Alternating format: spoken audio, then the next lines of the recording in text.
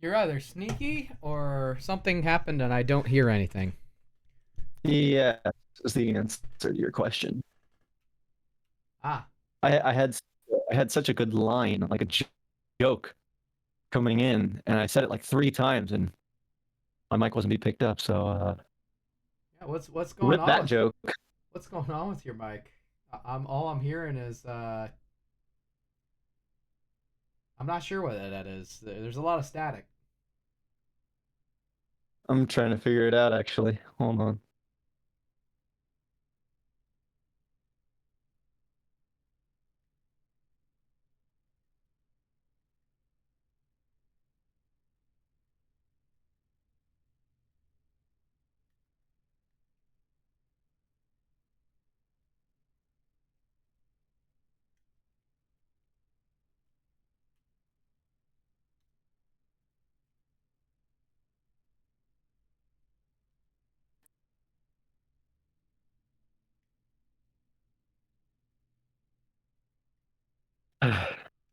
Re.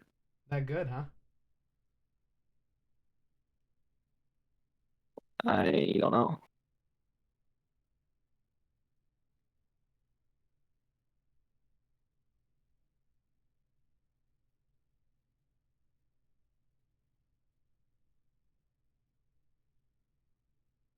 Hello. There we go. That sounds a little bit better. Better. Cool. What So anyway, happened? I think I normally throw my mic through voice mod so I can do things um like this. Anyway, um the joke that I was gonna say was Wait, is this the joke that's like literally over a week old? no that not yet, not that one yet. Oh, No. Um no, so the joke that I had when I was walking in here was prepare to get hijacked or something along those lines. Like the hijacker is here. You know what I mean? Because yeah. like, yeah, Huh. that's yeah. So anyway, I'm prepared. Uh, when no, when that when was the does the joke. when does the actual hijacking start? Because Oh, not yet, or maybe it's already started. maybe I'm starting to wonder. Sorry, I had to yawn. Yeah, I'd like to apologize to everybody who had to hear whatever the heck that was. It wasn't that bad. Yeah, you know, one of the things that is really good, it's a really highly applicable thing to this being a casting workshop, is you have to be able to, as you're going through your reps, hear yourself. And people who have the ability to hear themselves as they do things, it helps them in their ploy for, you know, greatness exponentially because they can start Uh-huh. making adjustments on the fly instead of in between assignments. What are you trying to say, man? I'm saying you obviously didn't hear yourself because that was obnoxious and loud. It hurt. It hurt my Was ears. it? Well, look, I don't have any control over how loud things are. I think that's something that my soundboard does Uh huh. when I throw it through voice mod. Because Yeah. I'm not that. You know what? No, I take it back. You know what it is? It's it's my microphone being a large diaphragm condenser mic. All Uh right. huh. So it's gonna condense the things around it, so that when I'm far away from my mic and making high pitched noises, it takes that and it's like that's the focus. I'm gonna make that loud. I don't know why, but whatever, man. Actually, I don't. I do know why. I don't know why. You know what I mean? No, I don't. Well, so I know why I don't know why because I don't know why because um I think my microphone is sentient and is actually making decisions. And that's just not true. So therefore, that's the reason I don't know why I don't, or I do know why I don't know why. Tell me why. Ain't nothing Oh, but a yeah. No. heartache. Tell me Tell why. me why. Stop it. I missed the opportunity, and then I went with the cringe afterward. Yeah, it happens. All good, Kendo. Yeah. Hey, Welcome, welcome, Kendo. Cersei. What's up? Oh, yeah, Cicero, hi. Yeah, I came in during the middle of a story, so yeah, I guess kind of awkward time. But I'm doing pretty good. No, you came in during a hijacking, all right? Oh. Anytime you enter a voice channel that has Kendo and Grant in it, be prepared to walk into a hijacking. Hey, that's okay. It's entertaining you for me know. at least. That's good. Here, hang on. I gotta get my glasses on here. Yeah, I need to get my headset plugged in. One sec. Thumbs up. Let's do this. Hey, Kendo. What's Leroy up? Jenkins. Glass. I have glasses now. You have glasses. Gunner Optics. Ah. Going the way Right? of our friend Achieves. Woo! I mean, you could say that, but I mean, yeah. See, I put these on and I was like, I look like a cheese because of the glasses. You're No. right. You do look like a cheese. So anyway, I've wanted Gunner Optics since I was a little boy. Yeah. And I finally got my hands on a pair. And honestly, dude, I highly recommend. Because, like, if I wear these for about an hour and then, like, I look up to see what my computer screen actually looks like, I feel like the wrath of God upon my eyeballs when I take these off. And it's like, I need to protect myself. You know what I'm saying? Like protect. Yeah, we're working on getting the display capture here. Just the Yeah. I don't got gunners, but I just wear like computer glasses and like I know what you mean, Grant. We can Yeah. But we'll get 100% Grant all the time. Here we go. I just need to Yay. restart my computer real quick, so I'll be I right love back. being the center of attention. Yes, congratulations, Grant. You are now the center of attention. Make sure you take care of your eyeballs, people. It's true. Gunner Eye sponsor care me, is please. important. I'll be right back though. I just gotta restart my computer. Okay. You know what else is important, Kendo? What is? Why does it look like you're putting on a glove? I'm worried. No. Hello. Howdy. Hold on, I'm getting anything there. I pass. We got the Miracle Man pass. I hate everything about one up and infused. Everything. Look, you must clean your eyeballs. Yes, you do have to clean your eyeballs. It's very important. And then when done, You know, I'm the only one that haven't received anything yet. You are the only one who hasn't. Oh, okay. Well, we're currently on the casting workshop. You probably don't. Okay. I mean that didn't say anything too much. Yeah. is Pass trying to cast? Is that what's happening? So yeah, we're on casting workshop recording, so we probably don't want to talk about certain things. Yeah. Oh. But I do mirror your pain. Have you talked to Mateo? It's yes. Every day. Yes. Yes. Okay. Make sure you make Mateo miss sleep. Like that's the goal. We're trying to make sure we harass Mateo. It's not his fault. That's for sure. I know, but I will say it is weird to wear these sunglasses with headphones on. Kendo, I don't know how you do it. I have glasses like for 16 years, and I wear headphones, and it's fine. yeah, what type of headphones are you wearing currently? Yeah, that's the thing. Is like these are actually pretty tight. Just they got Quiet Comfort 35 Bose. I have the Huda 280 Pros from Uncle Senny. They look really bulky and large. I happen to love these just because of how comfortable they are. There's nothing else that these do. Yeah, I would say the same. Mine look pretty much like this, but maybe a little less bulky. I have a pair of what you have, Kendo, and I have never looked more hideous with these on. I'm not saying you do, but I was small brain, small just like this part is just let's see it. Let's see it. I kind of want to see the full aesthetic. Come on. Come on. Come on, Achieves 2.0. So big on my.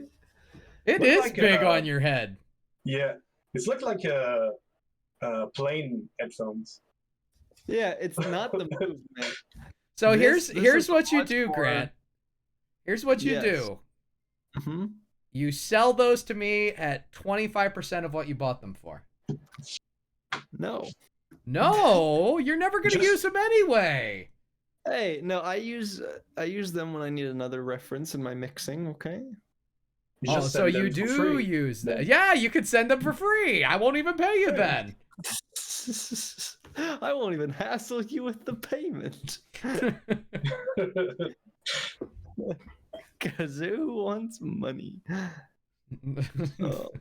I had someone I asked. He had something that he will never use, and I asked for it, and it was like, okay, you just have to pay for the shipment and all that. I was like, fine. I asked him how much it would cost me, and whenever it came for paying him, he said, nah, don't bother. It's like, yeah, thank you. Well, see, I love these because they go out. Yes, over, and it's not like you chop these off and they're hidden and now you look like an airplane pilot. It's actually has a form to it, so with those just right over and ear cups. Pretty much. Yeah.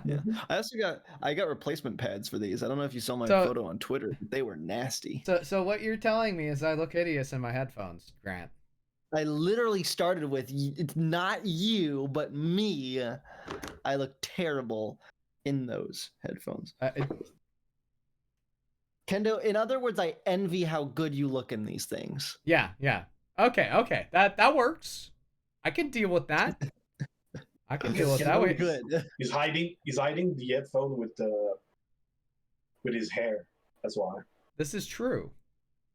Today's workshop is how to butter up Kendo.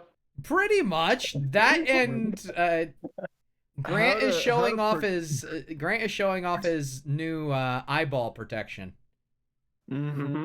So because when you're looking at your computer screen, yeah, that's the one. When you're looking at your computer screen, it feels like that blue light is like the wrath of God upon your eyeballs, and so you better protect that. I think that's the Bible probably says something on that, right? Ye better protect eyeballs. 1 John 42:7. My doctor said that looking at this computer screen for a long time doesn't matter anyway. See, I don't believe that. because this totally unbiased card from Gunner themselves says This stream is brought to you by Gunner Lens Technology. Reduces digital eye strain, blocks blue light, helps you sleep better, prevents dry eyes, and minimizes glare. So by this unbiased source that's not by the people that made my sunglasses, does that mean that you didn't pay for it? Not sponsored. I can see your face. No, you can't. Oh yeah. It's too late. It's tough. Well. In other still news, costs less than my glasses that I have on. But like, In other news, I've been invited to play 900. Valorant, and I'm gonna go cast my teammates to put immense Oh. pressure on them and stress them out. Congratulations. Well, you enjoy Thanks. going and playing Valorant. I do appreciate our last workshop, the Valorant clip. I hope it got back to Jungle God how good a clip that was. I think it did. It was pretty insane. I didn't hear from him when I did the casting last weekend. I just think I'm regretting the DM I just sent to my friend. That's good, huh? Anyway. Okay. Anyhow. Oh, he just sent back sus. Anyways, I'm going to play Valorant. Goodbye, guys. Okay. I love y'all. Enjoy Have Valorant. fun. Au Good luck with revoir. your glasses. Thanks. Yeah, your glasses are kind of cute. Never mind. We tried. Oh, We tried. wow. We tried I to mean, give him the you can ultimate offer it. compliment. He ran away. Sounds about like Speaking of glasses, I will need sunglasses soon when I get my contacts. Yeah. that's crazy. You're gonna go. What type of glasses are you gonna go with? You wouldn't know this, but I am a connoisseur of glasses. I don't really know. I think normal like cheap sunglasses. Okay, cheap sunglasses. I can see that. There is nothing wrong with a cheap pair of sunglasses. I do have to ask: has anyone seen the Oakleys that were branded by what's his name? Kansas City Patrick Mahomes. I didn't. Has anyone seen those at all? I've not. No? Okay. I need to actually post a link for that then. Oh, Yeah, but how much? I heard Oakley and Patrick Mahomes. So the combo of the two tell me that it's like 300 and over. Let's see here. Huh? So dude that was advertising these. Where And did you get they're the link? literally sunglasses.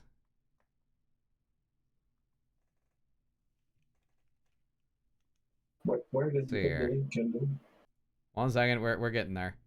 They are literally sunglasses that have like the nose ridged into it. I'll throw it up on the on right there. Oh, So it's- yeah, no. I would never buy those. Where's it up? I want to see it. I threw it in the casting Workshop. workshop. I see it. No, not for me. Oh, nice, nice. How much? $303. I am not buying them for $303. I mean, I was kind of close, like 300 plus. I do admire the concept though. I like the side. The side looked really nice. Like, I personally love wraparounds. So I look at these and I think to myself, yes. The full on the ones that full on wrap around to where like the entirety of your Yeah. vision, even peripheral, Oh, is covered. yeah, I never had those. Because like normal glasses doesn't have the kind of style. I'm a little biased. I don't think you can go wrong with a pair of aviators. Yeah, well, I agree with that as well.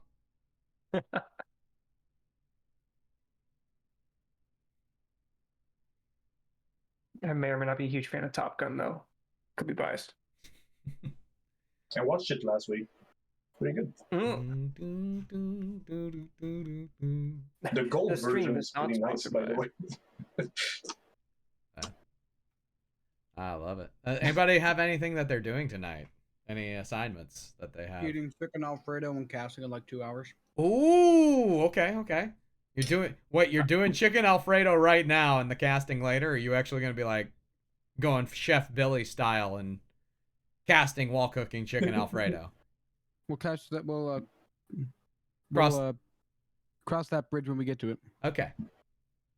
That sounds, Mhm. to be honest, like a lot of fun. I kind of want to see I kind of want to see the Chef Billy style, to be perfectly honest. I'm eating chicken alfredo right now. Not gonna lie, delicious. Brought to you by my mom, officially good cook. Ah, yes. Ooh. Not even cook for yourself. Why? You know, I appreciate the moms of the world. This is a shout out to the moms. That's true. Shout out to all you moms out there. Thank you so much for being moms, bringing young, unorthodox, extremely awkward young people into the world. Yeah. And then having the audacity of watching us poop ourselves. Oh. Happy Father's Day to all the fathers. Yes. All the fathers. Happy Father's Day as well. You better get that. Now we had an advertisement at a thing. It was for a fake product called Dad Fuel. They were talking about all the different flavors. My personal favorite was I thought I told you to take the trash out, or the take out the garbage grape.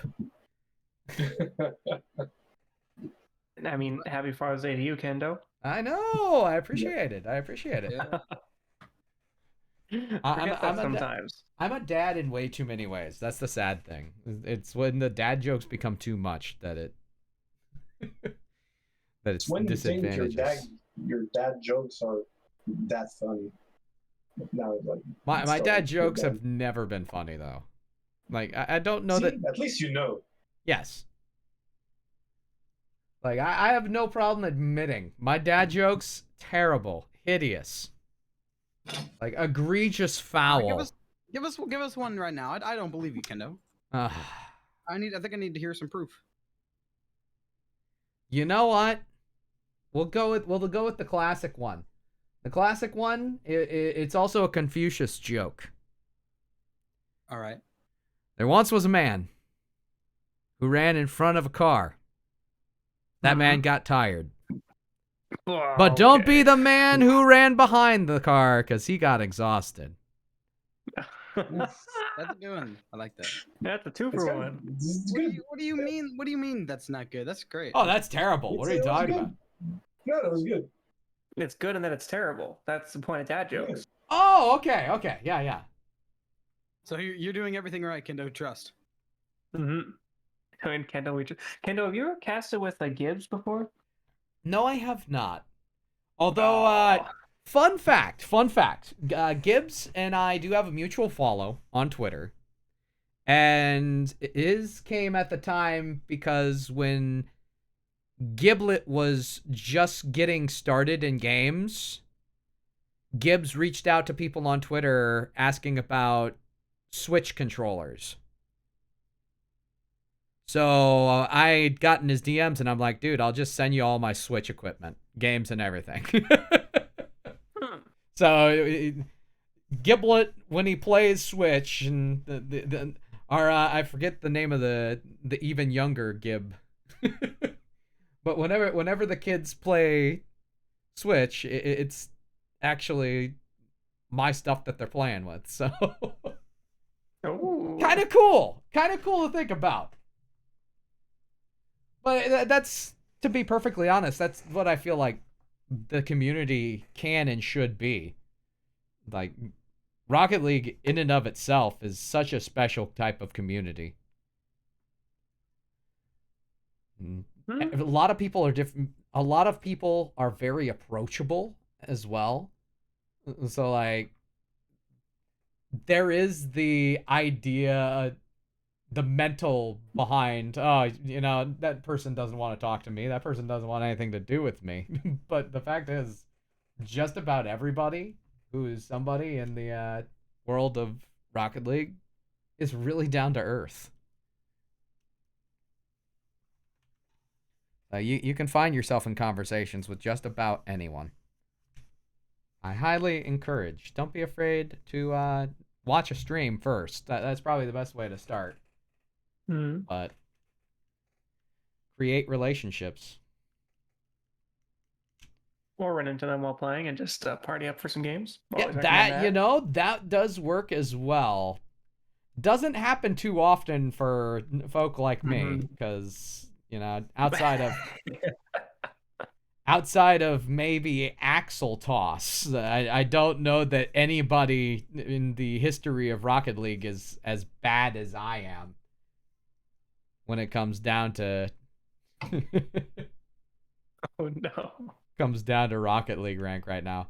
I'm literally low champ, but then again, I only started playing again very recently, so Low champ.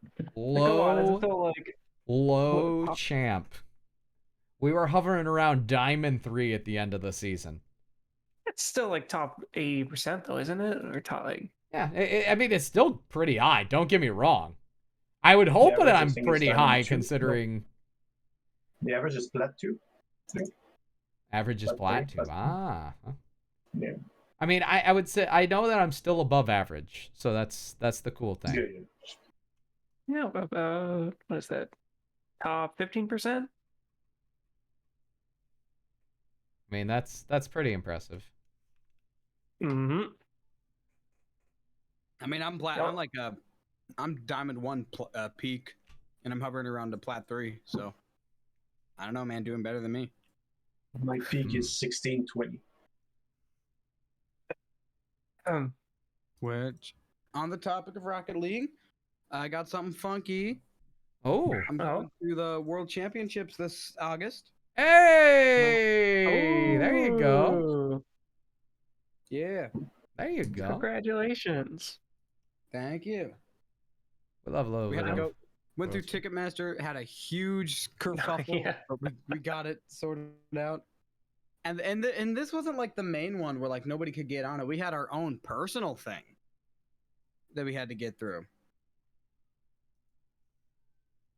We got it sorted out, and we're good now.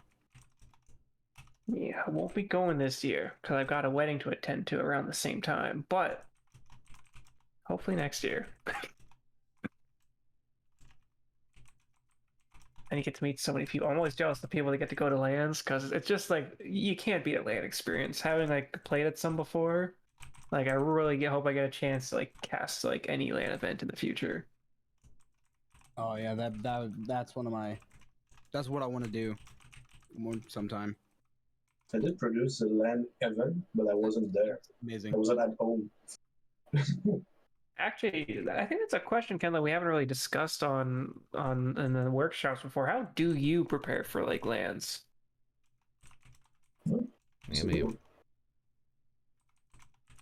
Oh, 1 second.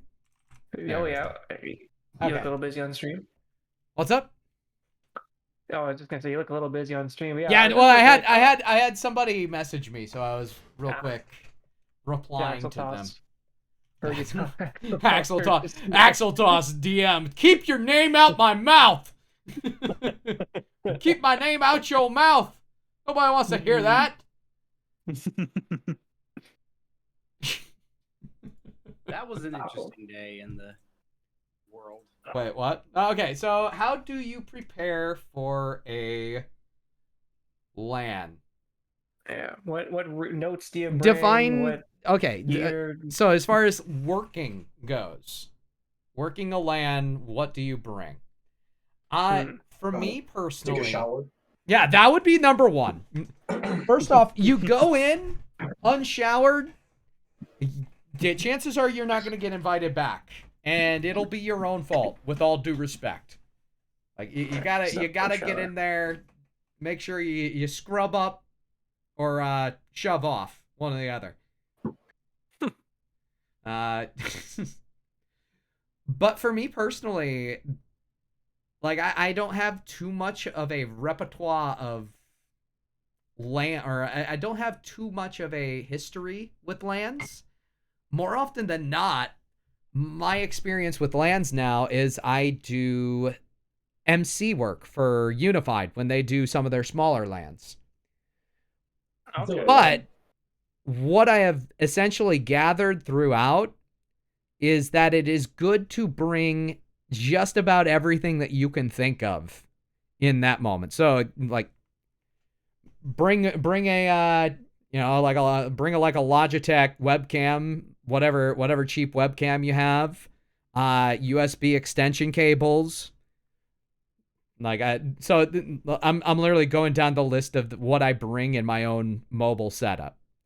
I have my laptop, which is capable for me to completely cast out. I bring my Audio-Technica headset with a USB junction. So it's like it'll plug in. Okay.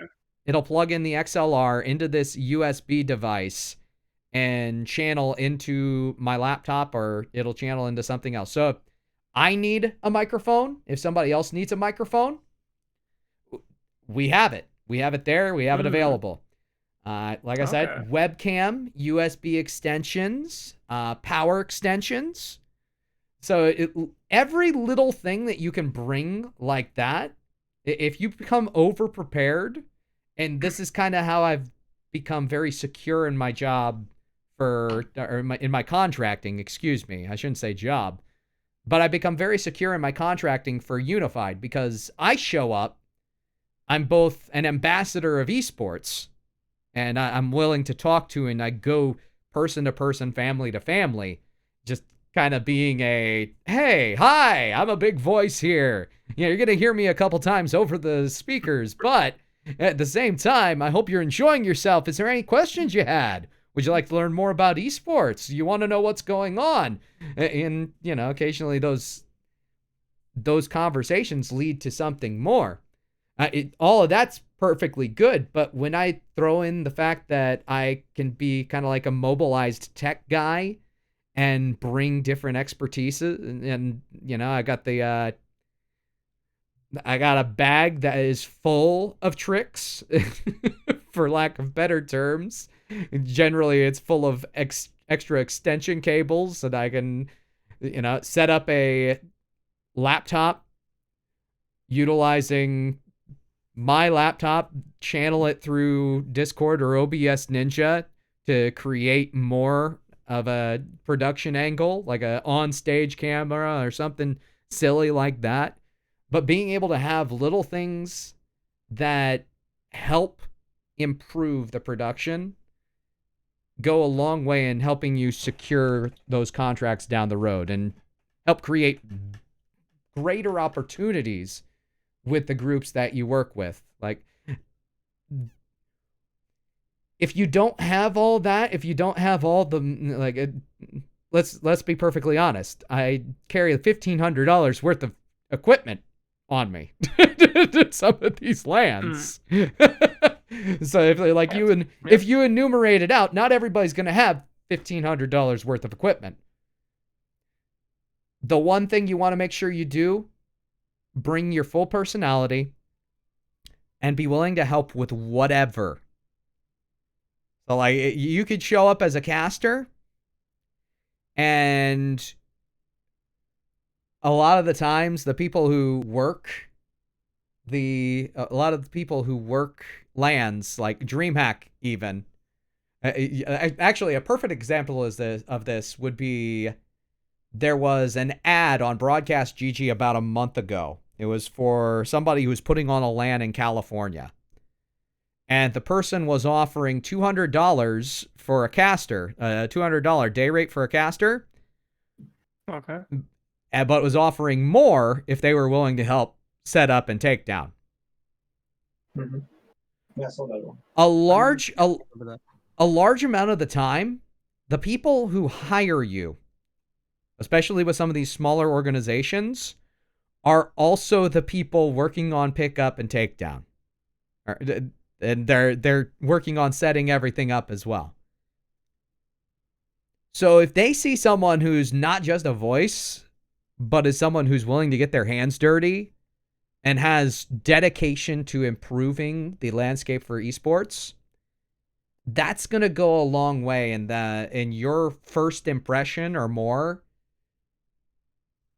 helping you with longevity with a certain company. So I think specifically of Unified, the first time I ever got contracted with Unified, I went all in. I showed up I walked all 4 levels and made sure that I was trying to do as much as I possibly could, even though they only hired me as a caster for one single Rocket League cast. One series. Yeah, one single series. Well, not it would not a one single series, but basically, it was 1 or 2 and done. Like I was only there for 2 hours of commentating on their books, and Wow. it still paid decent, you know. But it was my first time ever working a LAN, and I basically told them, hey, I want to be involved in any way, shape, and form that I can. Like I want to see what you all do, get to know the people who do this, and by the end of it, I was sitting there in wonderment because this was a group of people that acted like a family, and they're not. They just literally all love esports, and they want to further the esports spectrum.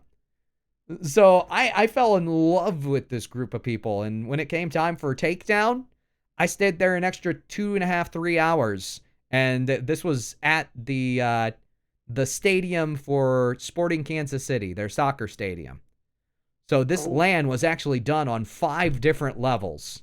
It was like, yeah, you actually had something going on down at the floor level, and you could walk outdoors onto the pitch. You had the second level, which was kind of an introductory entrance level. You had something going on the third level.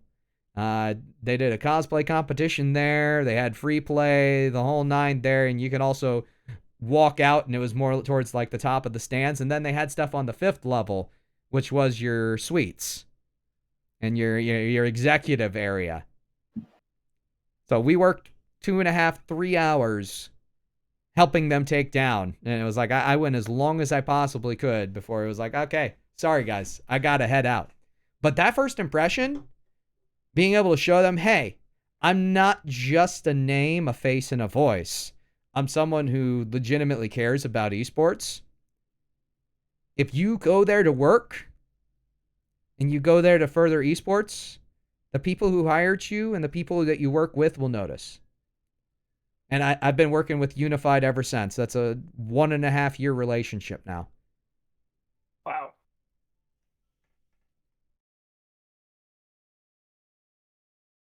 Good, they'll come. Thanks. One of my next gigs with them should be in the middle of next month. They have funny enough, it's kind of made it so that they don't get as many Epic Games contracts, or they're not able to do things like a Fortnite tournament or a Rocket League tournament.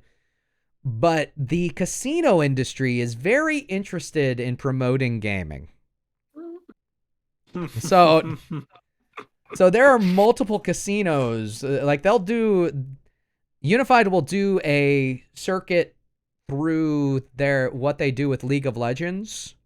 Like they do the full-on production for a couple different conferences of League of Legends, collegiate League of Legends. So they'll go like college to college and throw esports events at the colleges to try to promote esports there and grow. But you'll find some of their bigger events end up being the ones where they end up going to casinos, and the casinos will just straight up front the money for prize pools and everything. Because they're like, hey, this is pretty stinking cool. We can get the kids involved along with the grandparents, and everybody will be here. The whole family. It'll be a fun time. So yeah, I'm looking forward to that one. I'm hoping they continue to have me on. They haven't told me no yet. So that's like I said, it's been a really cool relationship to continue to harvest and grow. Yeah, I guess that's one of the. I mean, it's something I've been learning now that I've been casting is like doing like the same gigs over and over again. Like helps just it's the best way to build relationships with these orgs and with other casters and producers. And so when bigger events come up or when you encounter these people on other shows, it's they look to you as someone they can trust and someone who they know will be able to perform. So. Mm-hmm. And it also helps when it's just a really cool organization. It does help a little bit, but The fact is, a lot of the difference between a cool organization and a not so cool organization, more often than not, has to do with whether or not they pay people. Be honest. That's I know that's a terrible way to think of it or put it, but if you're getting paid, that's a pretty stinking cool organization. You got people that are dedicated enough to spend money on the people that they're bringing out. So that's just my personal thought on that. Yeah. You just can do the national championship of high school for Rocket League. Wait, high school rocket. So the EGF in Orlando. Yeah. Yeah, I did watch a little bit of that. Some of the. What did you have a question about it? Now, did you see the main stage of ESPN? Yeah, I did. It's cool. Really fun stuff. I've actually met both Septilance and J Turbo in person through Unified. So it's a lot of fun. They've both been in my DMs since then. So it is really fun to watch people succeed and have opportunities granted to them. Now, I know there was a lot of people who criticized the selections EGF made, but at the same time, they were functional. They were actual human beings, and the hype they brought was real. Yeah. I personally enjoyed what I got to watch of it so far. I plan on watching a little bit more later on, going through maybe analyzing it. But I did Friday for the main stage. Ah. So you were actually working it? Yeah. At home, but yeah. Nice. Okay. No, that is Friday and Saturday. That is awesome. Mm-hmm. Congratulations on that. Thanks. Now EGF seems like one that's a little bit tougher to get into. Really? At least for me. Like I don't know if like the way that they want to hire people is a mystery to me. So it's like there's an application you just send, and that's pretty much it. Interesting. And they do that for commentators as well? I don't think they will pay enough for you anyway. I mean, at the same time, you'd be surprised. Yeah. Like it's in the lower side. I live on peanuts, to be perfectly honest. So the cool thing during the season is like the schedule is always the same. And you can like now they kind of book like caster and producer for like the whole season pretty much. During the season, I was doing Wednesday from I think it was from 4 to 11 every Wednesday. It's very cool. And one good thing, I already got paid for this last weekend. Nice. Yeah, there you go. That's actually amazing. Normally like 3, like the most I waited I think was like 4 days. That is insane. Really well done by them. It's all like the I don't know, his name is Styler. It's pretty much the one like running EGF, and he's alone doing it. He's doing like amazing job by himself. Love it. Oh, yeah. Well, let's see. It's been about an hour, and we've talked about a great many things. The informative side of lands. That was a really cool question. So thank you, Cercero. That was awesome. It led prepared. Gotta test you. Exactly. Well, it led to a couple of really good discussions. I think that's the most important part. Like when we're able to get some fun perspectives, especially perspective that we haven't really talked about yet, like that. That's glorious. It definitely does not get much better than that. Did we want to do a little bit of replay casting potentially, or maybe we could go a different direction today? I can go back to the VOD review direction, whatever everybody's flavor is. To be perfectly honest. That's the tough one. Because I am casting in half an hour. Ah. Replay. I don't know. Last spot would have been RSC from a couple weeks ago, so I'd be inclined. Wow, God. Oh, this is always a tough question. Yeah, we can find a VOD if you'd like. Yeah, but just for me, the last spot I have is from more than a week ago. It's like last week I was on vacation. We can hit a Starcoin VOD. We can do. I can actually pull up the EGF live stage.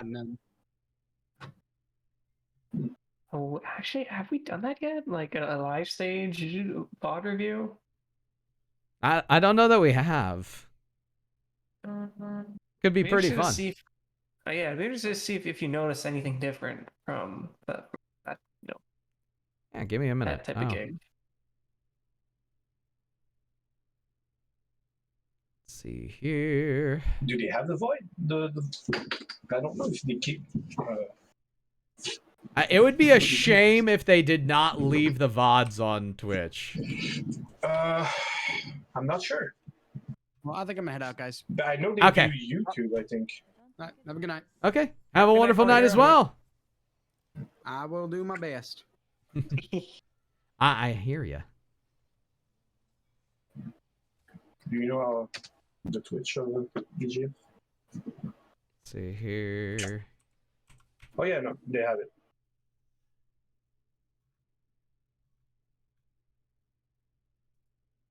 There we go.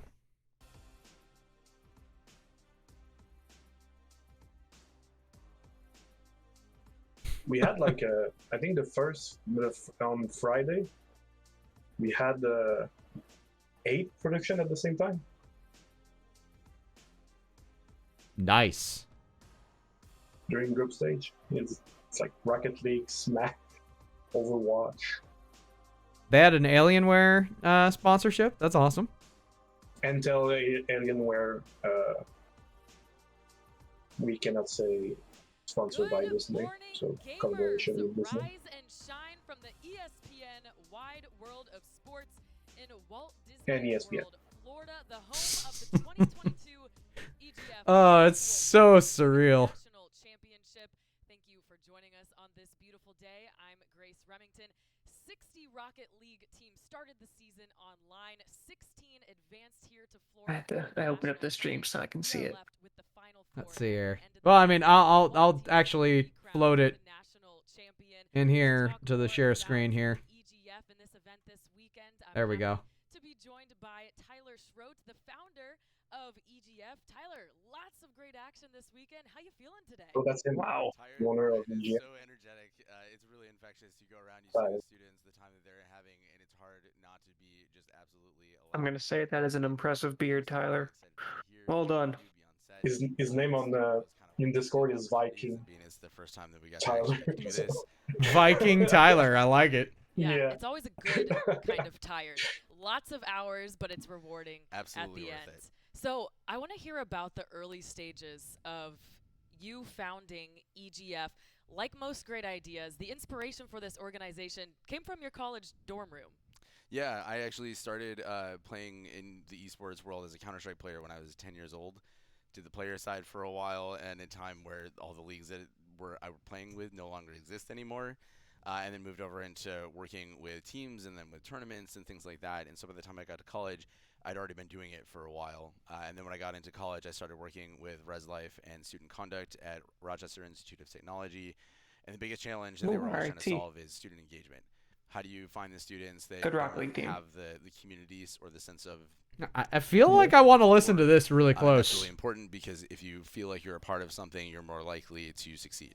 So a part of it was lobbying my supervisors and everything to make sure that they understood that the impact of gaming was more about community and what that meant and how that can develop opportunities for them to be a part of it.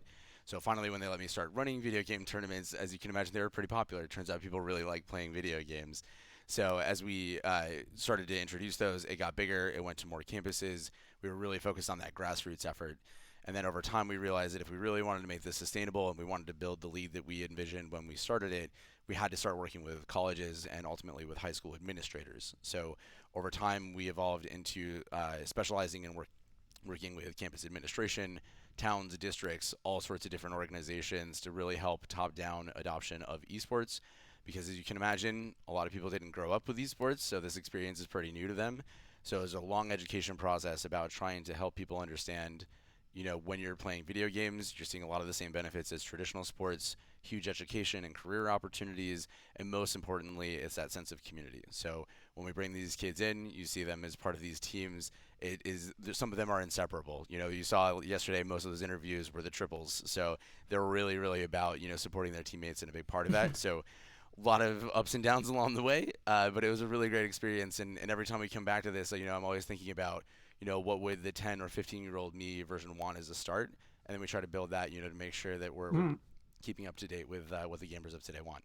Yeah, you talked about those grassroots efforts. I imagine back in 2015 when you first started these tournaments, what, were you running them out of the basement of the dorms at your college? And then how did you get it to expand so quickly? Because 7 years later, look, you're hosting national championships. Yeah, a lot of hard work and a lot of people who are really, really passionate about making it all happen.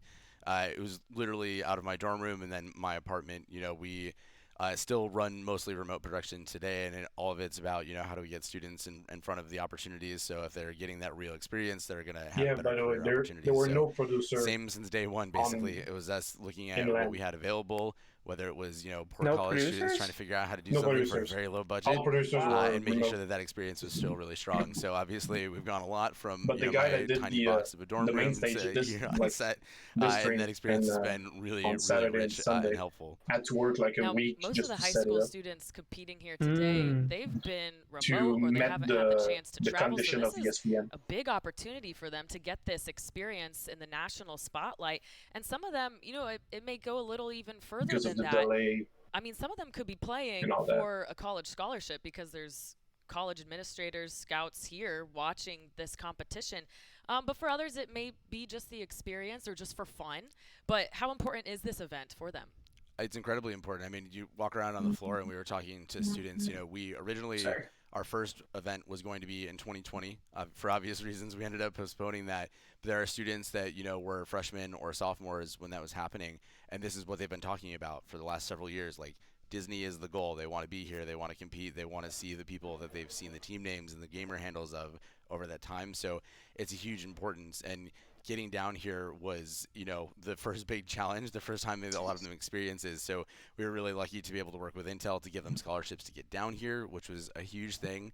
We love working with them, of course, because it's actually what made this event possible. And, for the students when they come down here, I love being there when they come in because, they're used to playing hopefully from their computer lab, sometimes just from home. They walk through those doors for the first time. They see the stage. You see their faces just light up. And I'm not going to lie, I had the same when I came in after the day of setup, and I looked at it, and I was like, oh, my goodness, this is what I had always dreamed of. That's awesome.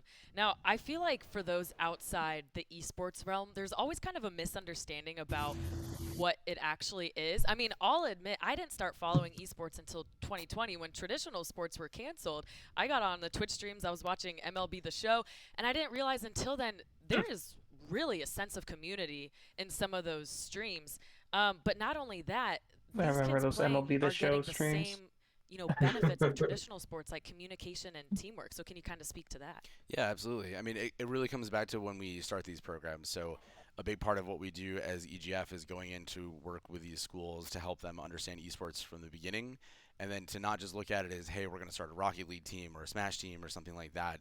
It's really understanding that esports from a competitive perspective is really more of a platform.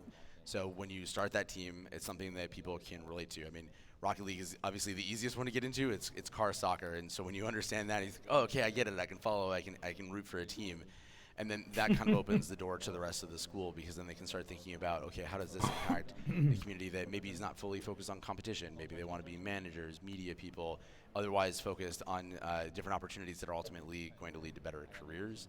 And then we're also able to leverage that to talk about wellness. It's really important. I'll give for him us, for credit. He's example, very looking well around spoken mental on what health he's and wellness for saying right now. We want to make sure that they're Yeah. supported. We want to make sure that there's a huge level of diversity. And man, in our I wish I was schools and younger teams. watching that. So there's a lot of focus of how do we work with our women and non-binary players to make sure that they really appreciate the sense of community that's there. And that's why we know when we talk about going back to even just the intel, we're really careful about the partners that we work with because we want to make sure that those values are always aligned. So obviously being here with ESPN Disney, always a lovely opportunity to be able to work with them. But when we got the chance to work with Intel and Alien, where they told us about the donation program, the Intel Score with Intel Core program, where they're going to donate all of these PCs to local schools. Those are all amazing opportunities, and they really align with the values that we're trying to bring. And when we come back to the benefits of the traditional sports for those players, we want to set that example not by just what we do as staff, but who we're working with, and then helps to create that environment where they feel really comfortable, making mistakes so they can educate them and helping them learn along the way. All right, amazing work. That was Tyler some Schroe, flawless brand founder of integration. EGF, thanks for joining us. Let's go have a day today, shall we? Looking forward to it. All right, we're going to head to a break now, but coming out of it, more esports conversation, and we're going to bring our casters back on set, too. You're watching the 2022 EGF High School Rocket League National Championship. That's They're here, so what are you expecting today? Oh, Yeah, it's by teams like Lake Wales. Bringing this together by teams. Guys, exciting few Said you guys highlighted the mechanic earlier. 28 seconds remaining. Bringing this together. Guys, exciting. Get you up this morning. I think that highlight package sure did. I mean, I'll tell you what, if the players are the artists, you guys are the poets. Great calls there. Welcome back into the 2022 EGF High School National Championship. I'm joined with two of our casters, Jay Turbo and Dor. Guys, exciting few days of action. Are you ready for the semis and the grand final today? Look, we got to kick things off. There's a huge number of things to talk about. These teams have been competing, and we've had a lot of goals for, and we've had more goals for, and we've had more goals for. At some point, these games have got to converge. And honestly, with these four teams, it really does feel like the culmination of it all. It's bound to be good ones. Yeah, absolutely. I mean, when I was just going through all of the numbers that these teams have put up this weekend, it is absolutely bonkers. Some of the dominance shown by teams like Lake Wales, like Wilson Central that we're going to be seeing today are just phenomenal. The number of goals scored are unlike any I've ever seen in tournament bracket, honestly. And the fact that they're bringing this together at just the high school level is mind-boggling. All right, so we started with 16 teams this weekend. The On top Friday, I four had a remain. Let's go series. ahead and take a look. There were 45 goals scored. by one team. 45 goals scored by what? 18 Oh. in 3 games. Okay, Oh maybe my they God. didn't say bonkers and synonyms enough then. 45, like, Like, was it a Yeah. blowout or was it just a back and forth game? It's a blowout. I said 45 Oh. goals by one team. that Oh, is God. insane. I think it's 12 and 2, 17 and 0, and I think 16-0. That's There were Oh, man. that's not right. That's like murder. Yeah, one side of best Look of at the bracket 5. now. That's And guys, it's man, pretty that's much terrible. what On we main stage. expected, right? The top 4 seeds are here. So Ugh. what are you expecting today? Yeah, it's wild. For Yeah, once yeah. in esports, That was everything's going to plan. that was the Not two usually how it that goes. J2 and Someone's Dor usually was flipping the casting bracket, someone's getting upset, and someone's game packing was home so a long. lot earlier than they were. So But, so the with question kind of Lake becomes, Wales, Summit Hilltoppers, how and many Wildcats, teams like, were everyone involved we in this expected, and honestly, to get to top that teams point? were Because you wouldn't expect that you highlighted the goals that level of slaughter over 3 games. Yeah, no, it absolutely Yeah. does. And I mean, Like that would have been MLE record seated outside of top pace four right there. into this were the Rams, and they were seated up against the. There was two groups, one of 6, one of 5, in this tournament. But overall, I think there was like 30 teams in total. Something like that. But yeah, they had the team that got scored so much on had like 2, like not 1 sub but 2 sub, and I think the second sub was like silver. Ah. Yeah. I think that speaks to the inexperience of the teams. And I know in those positions, like from my like CCA and CRO bracket experience, like when you got on one side of matchup, you score 3 goals, then you play defense, so you can get the series done. Yeah, the thing with AGF is when you do like in those tournament, it's kind of close a little bit, but during the season it's like slaughtered. You have like 7, 8, 9 goals per game every single game. Mostly in high school because they are really young. Why did his light turn out? I'm curious. For his laptop? Yeah. Probably timed out or exactly. You screen look locked. at most of the team sports that we think of, football, baseball, soccer.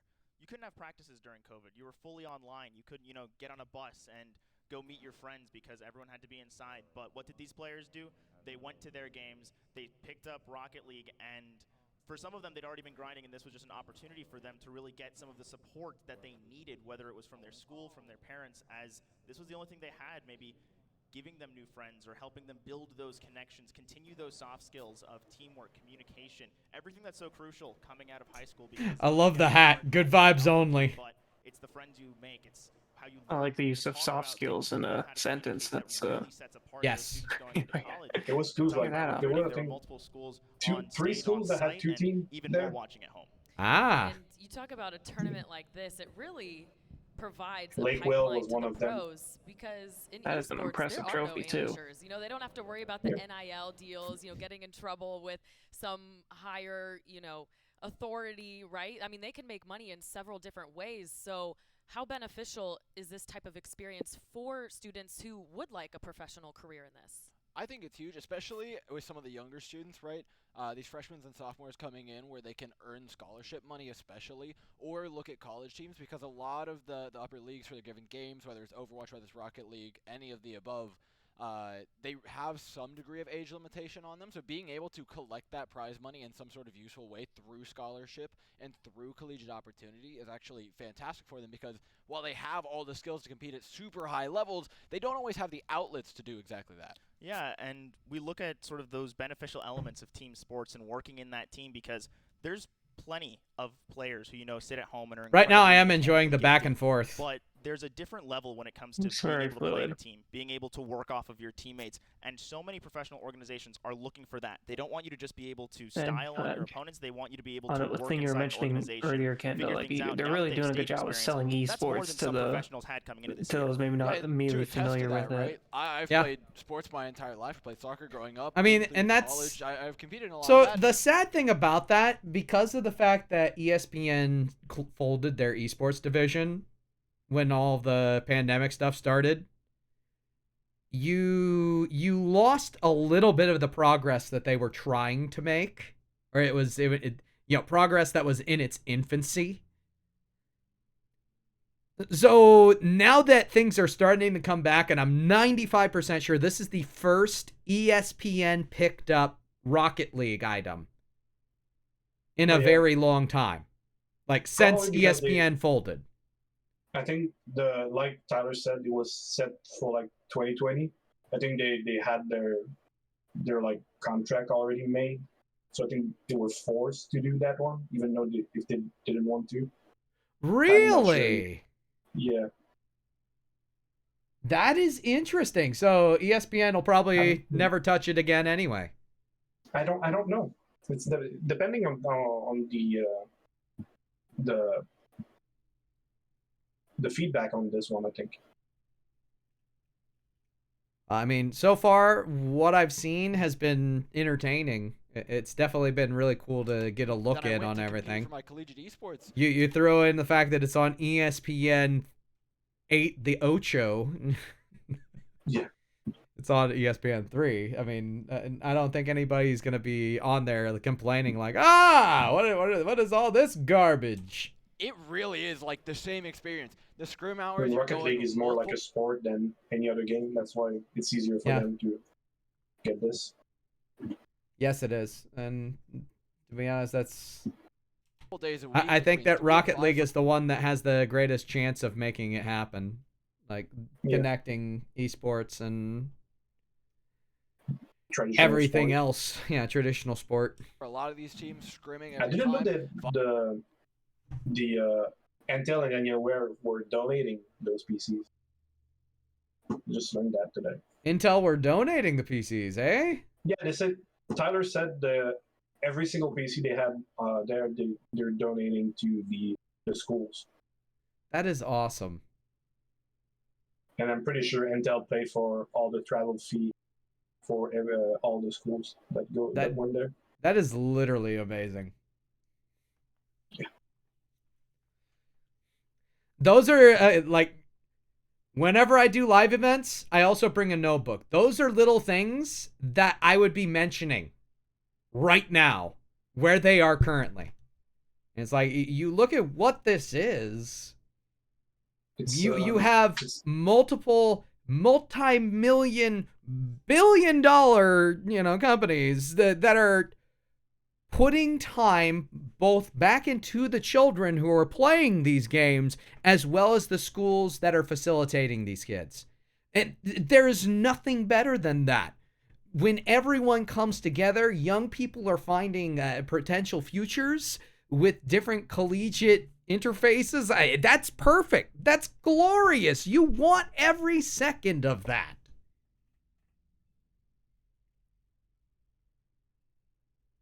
You'd want to be mentioning like, the PCs donating to the schools. I mean, it literally does not get better than that. People supporting children in education and the community therein. But like those are the things I would be wanting to hammer home if I were on that desk. Odd reviews in between that, making sure you're checking out your opponents. The work is all the same. It's just the output is just, it looks a little bit different, but when you sit down and you're with your team, and communication is a massive aspect of it, the same as it is I'm with gonna traditional bounce. sports. I do. I'm not that cast soon. Play Gotta alongside your teammates prep and for learn it, so in the same Yeah. exact way, the practice. Well, I'm gonna Thanks. keep on going through. It We'll really keep is on hard looking the for little first time you get things, to do it, and how similar it is. it's Yeah, going to be it something that certainly goes is, up the on the balancing YouTube. It'll act be is in that the full-time students who have Twitch to history, keep so their feel cool free to and watch YouTube. it too. a social life and Yeah, somehow I've been find uploading hours everything to practice YouTube maintain afterward, this level of so success. Thanks, guys. not Lots always more of the immediately, show coming up. When but we come back, we yeah. are previewing our We first got all the old semifinal ones. match of the day, the Retro Rams Sometimes and this the org's Hilltoppers. We'll be right broadcast back. don't actually happen, so I might be back. We'll see. I'm just gonna head Okay. over there though, so that people can join and talk. So yeah, thank you so much again, Kendall. Yep, we will see ya. So it was nice to meet you. Congratulations again on Thanks, getting to work that gig. Thanks. Hope you gentlemen have a wonderful night. You too.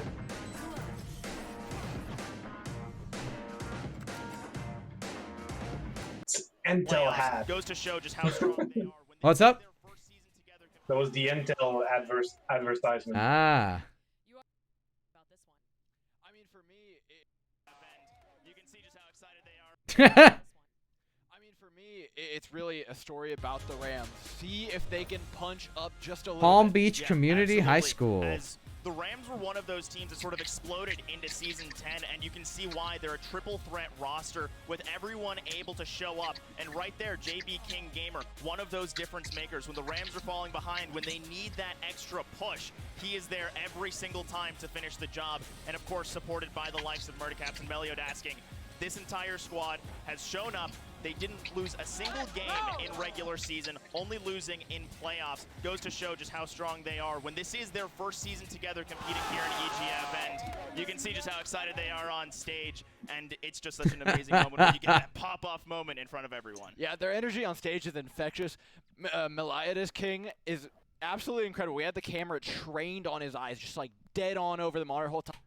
Alright. Anime Insight. Meliodas. Yeah, Guy Medio looking lethal. You that's see in King. red, just his nothing name? but goals. And honestly, that's exactly what we got. They were cool, calm, and Now, I don't like the fact that they were actually there and had the opportunity for multiple days to literally ask, hey, what are the pronunciations of this gamer tags? And they're both struggling with Meliodas King.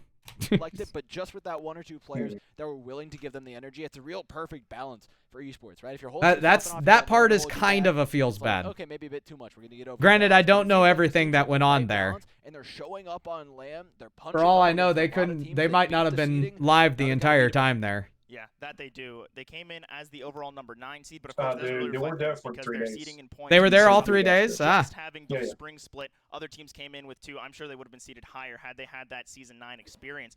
But we're looking across the board. They're a really strong team. As the Highlanders, they're going to be a tough opponent. Yeah, this is where things get hard. Lake Wales is a scary one.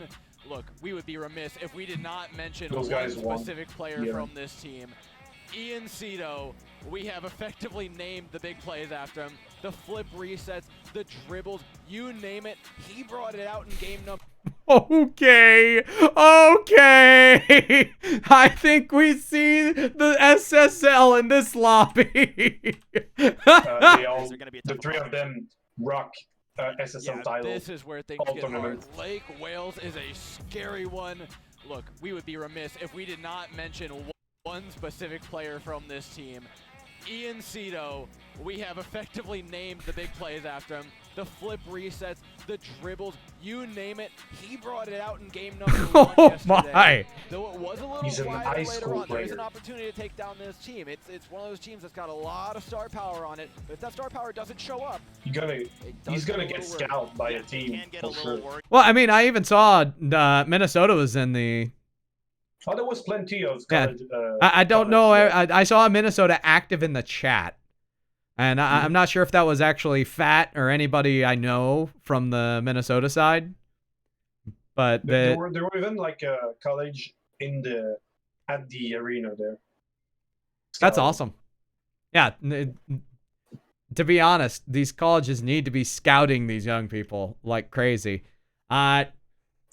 Really fun thing. I ended up meeting. Well, I ended up commentating the high school championship for the state of Pennsylvania. I've done it twice now. I'm hoping that I get to do it again.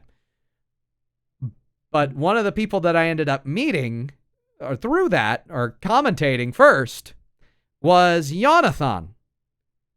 Jonathan went to Shenandoah University, and now is transferred over to Akron. So Jonathan is literally going to be one of the Akron players going forward. I don't know whether it'd be 3rd or 4th, because that's a pretty hotly contested spot. But SSL, really, really good at the game, has a heart for creating more than just esports moments on the pitch, but is very dedicated. I've met Jonathan at a couple of the Unified LANs, which is nutty to think about. But nice. It's so insane how the community is just a matter of inches away from each other. Like, it seems like we're so distant, but that distance is dwarfed when you think about the reality of how small this world is. Yeah. We saw moments where Cherry Hill, one of the lower seeds who made it into this championship bracket, still able to take goals Funny off thing of about this team. Cherry Hill, the school, their team name is the Steve Buscemi fan club. Is Steve Buscemi a alumni there? I don't know, but that was a meme all season long, and in this one too. The Steve Buscemi fan club. Okay, I like it. I had an interview. I mean, I was producing, so we had an interview with the captain of the team. That was pretty good. Funny. So it's Cherry Hill High School? Yeah, West. Cherry Hill High School West. I'm actually I gotta look this place up. What did we figure out what state they're from?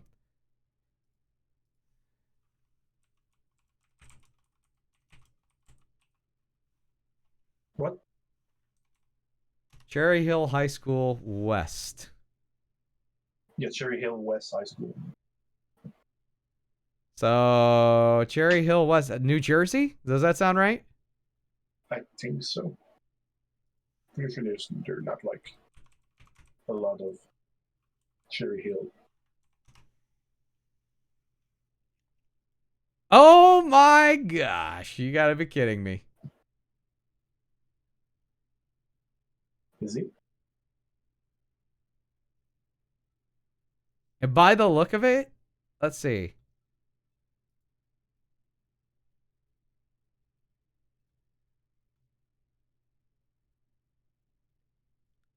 It might actually be so.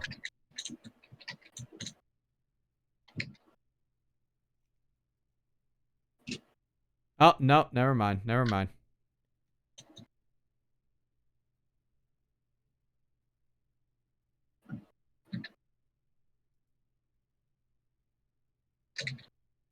Interesting. Okay.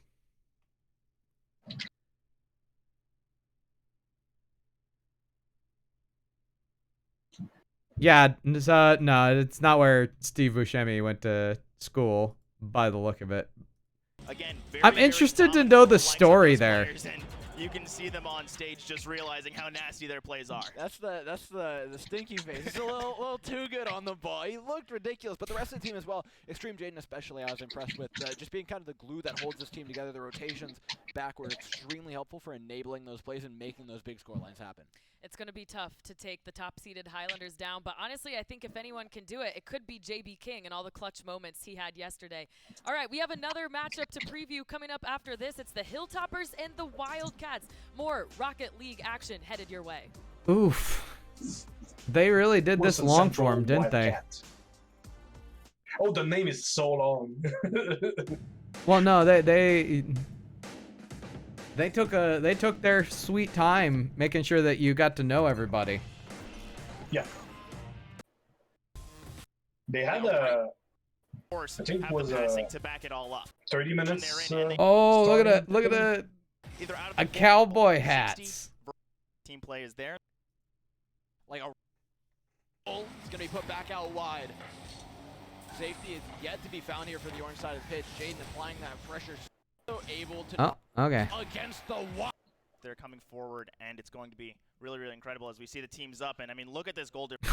Oh my gosh, the goal Sixty differential. A bit more consistency in Oh there. my So God. while stylistically, Like, well, I think similar lost one on either game side of the bracket, I during do the think Open there's kind of micro adjustments these teams are going to need to make in order to play against one another. Yeah, that they are. As I mean, looking at Lake Wales and Just Palm Beach, imagine they're having forward, a and it's going to be really, really incredible as we see the teams up. And I mean, look at this goal differential. Plus 60. versus 10 across the board. And I mean, that just goes to show how dominant Lake Wales is as a team. And we're going to get into games soon as these teams face off. Wow. All right, game number one kicking off here of the final day of the EGF High School National Championship. It's Lake Wales up against the Wildcats. Best of 5 series, so it's going to take 3 games to win this thing. Teams are into the long haul. The Wildcat or Turkey, though, Palm Beach? I believe he just had a mistake right there. Yeah, Yeah, very it's quick, the very retro early on, ram. and this is just what happens sometimes when you have those cuts. Is we're Retro seeing Rams moves Black and aggression is a team by name the from Rams, Palm Beach but the High trouble School. is when you have that precision on your cuts, it becomes that much more difficult to guard or even But attack into. As Palm Beach down early. I don't think it's Palm Beach. Well, put out wide now. Jaden to lay it back down. A Yeah, dangerous extreme position, 1v1 in the goal. BNCito It's gonna be and put back out wide. Chungus is. Safety is yet to Oh, be they found don't- here for the orange side of the pitch. They don't have their main lineup for this game? A double command to the corner Really? as well. They need to make something of this. But Turkey again, just good control, getting the ball out of their hands. Finally, 30 seconds into the game, the Rams were able to build something out of the back, and all for not shut Yeah, down. that's the Palm midfield. Beach. So shut yeah, down it the was. midfield, and that's it was where you're going to wrong. want to watch. Is the Rams like to build most of their plays either out of the corner, infield passes, or looking for an outlet towards a player like JB King Gamer. Whereas again, Lake I Wales do- comfortable from all positions. I gotta give credit where credit's due.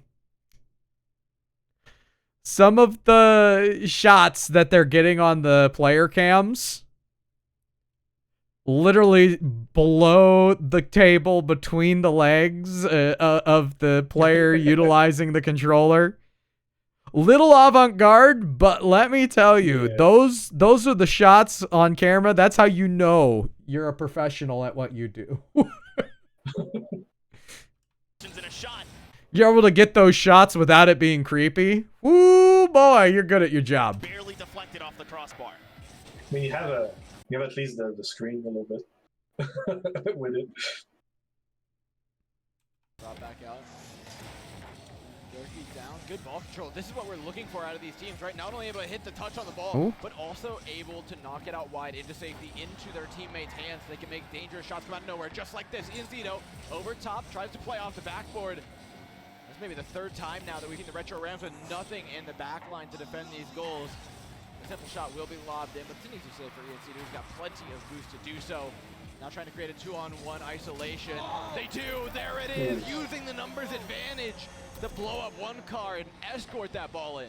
Yeah, and this is what you're going to see a lot of the time. If that second man picks up the ball, that front man heading straight for the goaltender. And this is why Lake Wales's counterattacks are so lethal. Everyone can pick up the ball no matter what position they're in, and they understand demolition set pieces. They understand these infield passing plays, and it means that the Rams are going to have to be ready for every single one of these options from the Highlanders, but they might have a breakaway opportunity. Ian barely saves it. Ian's been all over the field. Usually we're seeing him in the other goal. But having him playing goalkeeper right now is pretty solid. Usually Rocket League, you don't have any kind of defined positions. It's more important that you keep cars rotating around the field at any given point in time. But you can see it's been in the back more often than not. And a quick counterattack. Durkee just gets past it, catching me off guard. To be completely honest, no right did he have to take this one down the line. But just catches a great timing on the defense. Finds the shot, 3-0 up. Yeah, and you can see the Rams just a little too far forward. They're trying to be aggressive, but I think the there's trouble too much is that stuff on the screen. I would agree, but at the same time, I also understand. Just an inch of space if you're not challenging every single possession. Yeah, they want to highlight the player more than the actual gameplay. Yeah. That Lake Wales is putting together, they're going to be able to do things like that. Flick it right past your last man, and again, What is that find shot? the back of the net as we've got 3 goals in just 2 minutes. The mouth. Camera shot. I'm not even sure he's actually coming. That might have just been a nervous twitch. And the back of the head. I'm up. There we go. Back of the head. Back of the head. That's what we're talking about. Yep. I'm up. Me. Left, right. All the way up and down. Switch camera. We've got to switch camera. Is what they have. Yeah. Goal you don't see happen too often at this level, as the teams are usually good enough to keep that ball from ever even crossing the goal. But here's a more dangerous one. Ball's crossed in. Still, more players lurk outside. Durkee looking for the opportunity. Isn't able to get there quite in time as the ball is cleared. But the boost bars are low for Retro Rams. They've got nothing to work with, and so the pace of play for them is so slow. You can see LWHS are running circles around them. It's been practically a minute since the Rams have touched the ball, and finally they get a decent clear, but it's pinged right back into their territory. Yeah, and you're seeing just these beautiful offensive rotations out of the Highlanders. They're seeing these corner boosts spawn. They're finding every single mid boost they can, because remember, those canisters, they give you 100. The little pads on the ground are just 12, so if you're picking up pads, you're not able to have those breakout opportunities. And it feels like every time we see a Ram POV, they're at 0 boost. Oh no, Durkee's created so many opportunities. Almost gets the redirect on the goal as well. Durkee, so far, has just been a highlight player in that attacking half, whether it's been demolitions, whether it's been bumps, whether it's been stealing that boost, or finding shots on target. So far, just putting up an incredible performance in game number 1. But Ice King trying to figure out what to do with this ball out of the corner, but unfortunately, again, just pressured out by having too many numbers. An attempted bump nearly causes a goal to go in.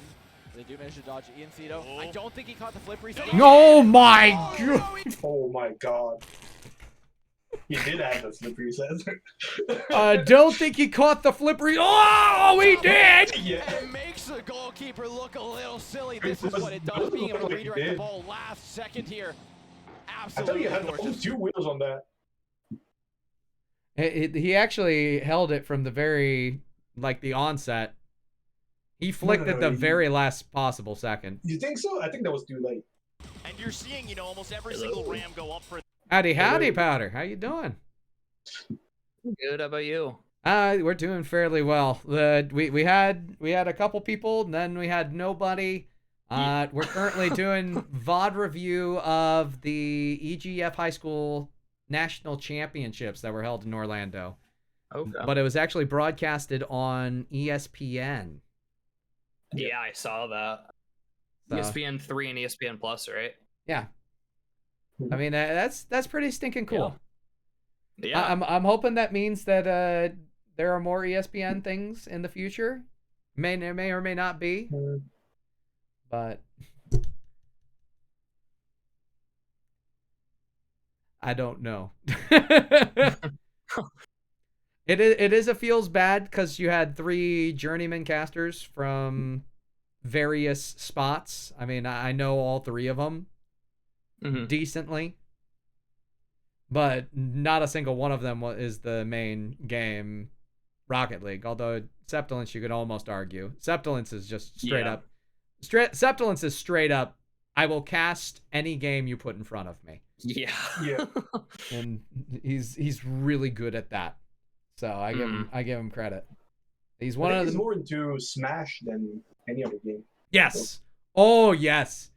So the fun thing, Septilence and J Turbo, I have both met in person. It was in Nebraska for a unified LAN, and if I remember right, it was Septilence. We didn't have it on stream, but there was a little offstage spot where they were doing Smash. So like you'd have Smash on a main stage with a potential audience, just no official casters. Septilence, J Turbo, and I all sitting in the relative front row, and we just freestyle cast for the fun of it. All just sitting there, and nobody else can hear us outside of the crowd that is within 2 rows of us, and we're just having fun with it. So that was about my introduction, about the only time you'll ever hear me cast Smash, just because I understand how much that crowd dislikes the people who don't know what they're talking about. Oh, I can only imagine with that community. Like Septilence, and I in that specific spot, I was, literally like, okay, yeah, let's do this. Let's have a little bit of fun with it. And then I was also apologetic. I'm like, yeah, I know nothing about Smash. We're just gonna have fun here, and I apologize if I offend anybody. I literally just said that out loud. And he was so good at what he did. All the while, it was babying me, and I had 2 or 3 people just rolling their eyebrows behind me with some of the things that I was saying. I was just like, what is wrong with this guy? He did a part of the Smash tournament at the 7-2, but we were not on ESPN. Yeah, he's very good at Smash. Yeah, I never met him in person, but I worked with him a lot through EGF. Flip when you can just redirect the ball right around any defender who tries to challenge. It means that they have to commit before you do. And when you have these artists on the side of Lake Wales, it is very, very difficult to defend. It's crazy how close that was. I could have sworn he only got 2. I get the feeling that's why they get utilized so much for EGF, because you look at all 3 people that they had on that. Door is a multi-game caster, J Turbo multi-game caster, Septilence multi-game caster. And really decent, when I say decent, I mean above average desk presence from all 3 of them. So like they were really good in the spot. 2 wheels on the ball, but just at least from what I observed. Go ahead. That's Tyler that chose them. Yeah. By the way, because they were fly there. Like all expense paid and all that. That is awesome. So Tyler had to choose 3 out of like I don't know how many apply for this one. That is flipping amazing. Yeah, I think they represented esports fairly well. I wish they would have had someone who was a Rocket League expert on this cast, but at the same time, I respect the effort of all 3 individuals who were part of this cast. I think in EGF right now, think the most experienced caster for Rocket League would be Taco or Squid. Yeah. That second flip in. It's so difficult. Now to But apply they don't do more pressure. AGF anymore. LWHS certainly feeling themselves after a goal like that. Well, that's a shame. Maybe it'll open up for me. It's just low rate pay. That's why. What It's 18 an hour. 18 an hour. Hmm. Oof. Ooh. Yeah. Is that for a land like this, or is that just for online casting? For the online. I don't know how much online? they got paid for that one. Okay. I mean, 18 Yeah, an hour. That's not bad. It's not That's the worst. That's about $7 below what I would normally minimum. Yeah. And I get paid more because I'm a producer. Hey, produce away. I think we get like $4 more. Yeah, I'll probably go to their online application at the very least. Hang out with them. Figure things out. Yeah, What days do they normally do it? Pass. I heard Wednesday, but Tuesday, Wednesday, Thursday, Saturday, Sunday. Ah, okay. Depending on the game that you want to cast. So what is Rocket League? Wednesday? Wednesday. Rocket League is Wednesday. Screw that. Mhm. Daggone. It's always gotta be a Wednesday. Yeah. Wednesday is not the best day for me, schedule-wise. Saturday, Sunday is League of Legends. Ah. Tuesday is chess. Oh. Wait, I want to shoutcast chess. Let's go. Yeah, we have chess. Let me check the master schedule. We got Valorant too. We got Extreme Valorant, coming in. Oh, it's a Queen's Gambit. It's a Queen's Gambit. That's what I'm talking about. Just be completely out of place. Full on shoutcast. Oh, mercy. Friday was Valorant. Valorant was Friday, Saturday. Okay, that's Valorant. FIFA Monday. Smash Tuesday. Rocket League is Wednesday. After that, we have They need to switch it to a different day than Wednesday. That's if you're Overwatch is Thursday. if you're listening to this, Viking, if you're listening to this, switch it. I'll be there. I don't think so. Switch There's it to CS:GO on Friday too. Switch it to Thursday. I'll be there. Don't worry. I got you. I will play for peanuts. There's a lot of games. Yeah, certainly If you are a caster that wants to learn like many game, that's a good. Yeah, good EGF way is a of learning. perfect place to go. Yeah, you have chess, FIFA, Smash, Rocket League, Overwatch, CS:GO, Valorant, League of Legends. Chess, though. Chess. Do you want me to send you the application? Oh, please go ahead. I would Can you appreciate send it over the to me as well, application. please? Yeah. Okay.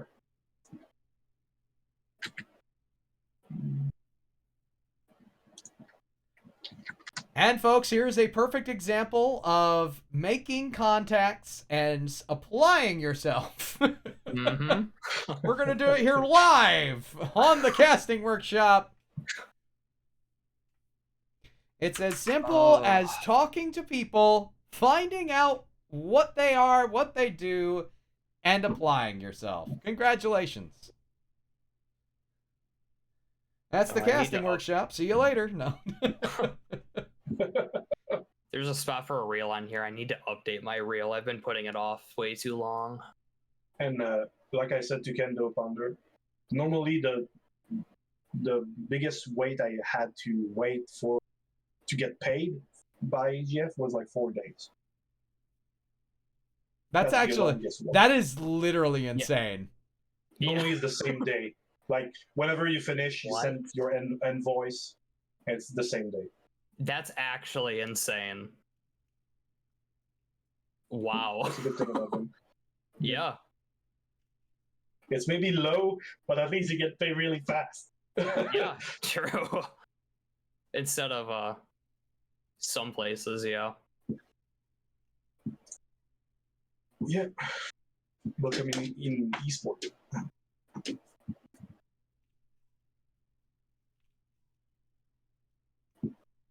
They have high school and college. We had like some team in Rocket League that were doing CCA too.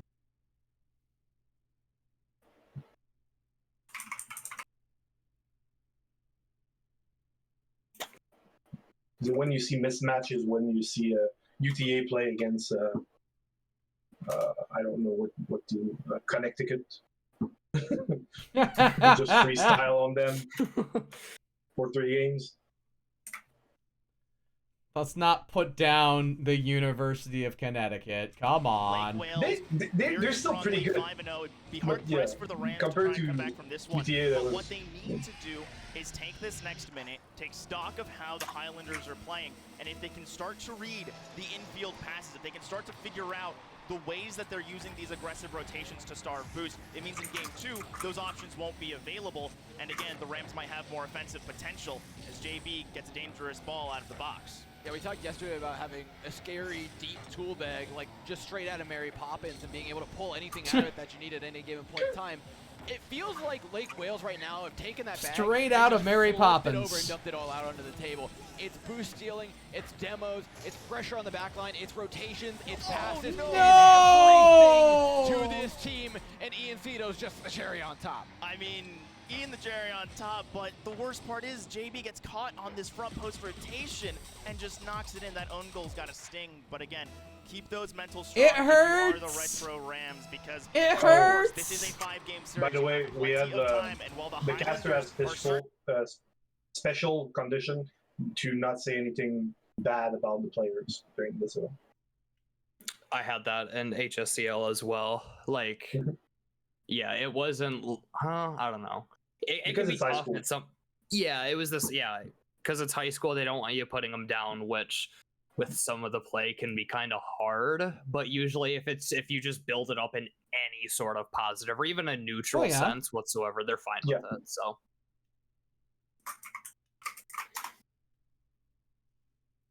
Which, I mean, that's fairly easy. Yeah. If anything, taking the teachable route is always a good way in high school broadcasts. True. I mean, Lake Wales doesn't need teaching anyway. This is still, remember, Rocket League. Honestly, I think you saw in that physicality when you start looking a great. That wouldn't be Rocket League opportunities. What did you see on the sidelines? What did you see on the sidelines? Durkee was the one who came out. I was expecting more Ian Cito. Of course, he did show up. Wow. Okay. I didn't expect a blowout in game 1. Tell me, what does Palm Beach have to do to adjust? I think that the biggest yes, thing please that tell is us. They weren't ready for those boost stealing tactics. They weren't ready to have so few resources in their back line. So if they can start looking for maybe some aggressive midfield, I live to be informed, J-Turb. It allows them to create some space. It lets them have a breather, because when you're getting strangled of boost over and over again, it feels like there's nothing that you can do. But if you were proactive, you get those demos out before they get into your back line, it lets you have that breathing room, lets you get some proactive clears, and have the potential for some breakout opportunities. Yeah, I really think it's like the best metaphor I can think of is, right, you're used to just juggling balls, right? Keeping them up in the air, you got to do this, you got to do this, you got to do this. No, nobody's used to juggling balls. Dadgummit door. Handful of them at you, and all of a sudden it becomes really hard. They have an MLB.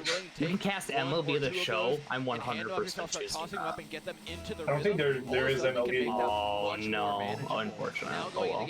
I still put it down just in case. The right things to toss up in the air, the right things to start juggling like a demo.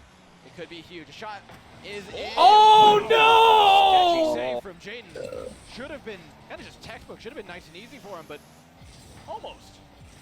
Yeah, very close, and we saw off that kickoff some attempts at physicality in the midfield. not giving these players space to breathe, because it feels like when Lake Wales gets comfortable, they start to take their time. They start to really look for these flashy plays because they know that they can do it. They know they have the mechanical ability. But if you start getting in their face, if you start making it so that they have no balls that they feel comfortable taking up, it means they're going to have to adjust their play. They're going to look for these midfield and infield passes. And if you can start to cut those lines off as they adjust, I wouldn't be surprised if the Rams can start to score.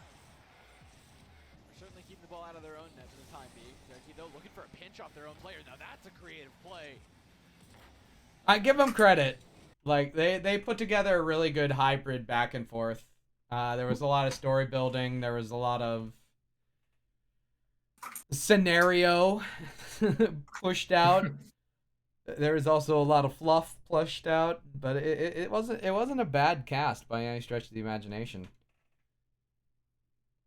So what are you doing, Powder? What you got cooking this week? What do I have cooking this week? A lot of work. That's really about it. Oh, actually, I go camping at the end of the week, so I got to pack for that. You go camping? Yes. Interesting. Like what type of camping? It's kind of like glamping because it's like a big trailer my mom owns. So we're going down to Turkey Run State Park in Indiana. Kind of like 10 miles from the Illinois border, but we're looking forward to it. We haven't gone there yet, but there's a bunch of trails to hike down in the valleys down there, so we're really looking forward to it. Well, if you see a wild Grant CFO, try not to tip it, but if you do, let me know and get a picture. You know, I do appreciate it when people tip Grant CFOs in their natural habitat. Chances are you won't see anything like that. No, I literally have, at the end of this week, I do a youth camp. Every year I end up working a youth camp, so I'm going to be gone for an entire week. Oh, ENC. Oh. Alexa, play Ian Cito.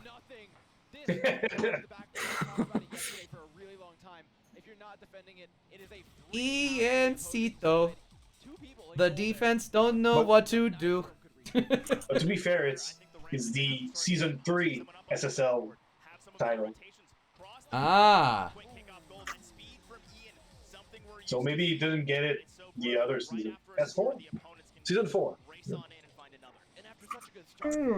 Yeah, Season 4 Supersonic Legend, though. I mean, if you get an SSL title, you're goated at this point. Yeah. The normal one, like this one, yes. SSL literally is that difficult to hit. Yeah, but SSL tournament is not that big. Yes. Like, this dude had a legit SSL straight up title. Yeah. Like that. So that means you're hovering around that 1850, 1900 range. You're bumping tires with Danger Taco and making him curse in the wind. He didn't even get it last season. I know. To be fair, he didn't play much. He had a lot more casting than he played.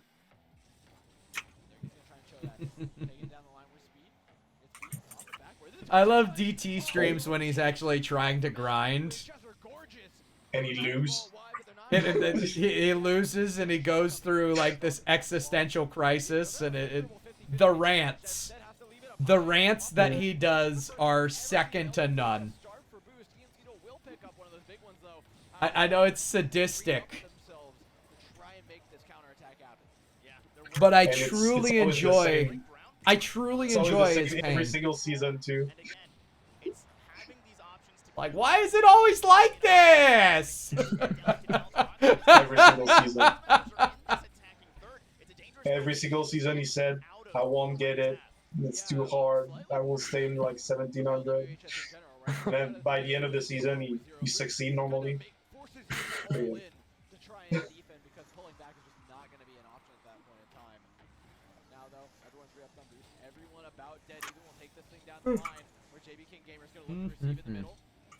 And Palm Beach played pretty good on this game. Much more than the other one. Interesting. If there wasn't a challenge from the Highlanders, as now an awkward clear nearly a Oh, Kendall, you didn't say if Steve Buscemi was No, I didn't find out. I didn't see it. okay. Like he went to a different high school according to the Wikipedia. But it's starting to feel like Yeah, it okay. won't quite send itself into at least a win. We've seen this often this weekend, though. The Rams. Because we asked the captain the reason why they had this name, and he said he's a great actor, so and they needed a name, so I picked this one. I love it. Oh, but by the way, Pounder, if you don't know, there's a team in this tournament. Their team name is the Steve Buscemi Fan Club. So you literally got the retro Rams, you got the Highlanders, you got the Wildcats, you got the Steve Buscemi fan club. Bagpiper, Dawnbringer. Look at their little fan club out. Like Wales!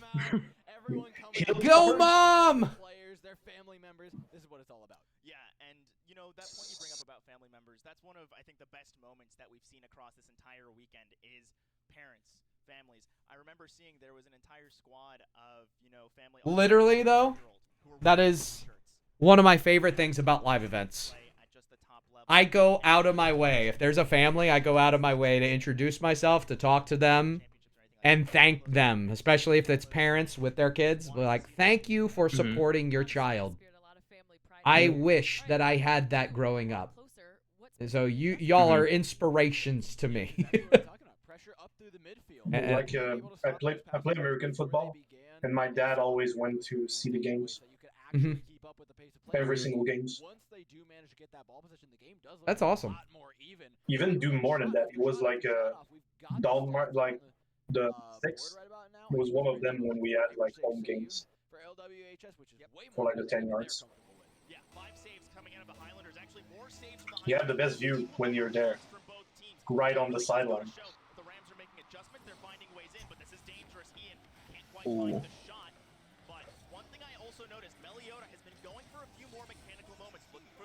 Meliodas?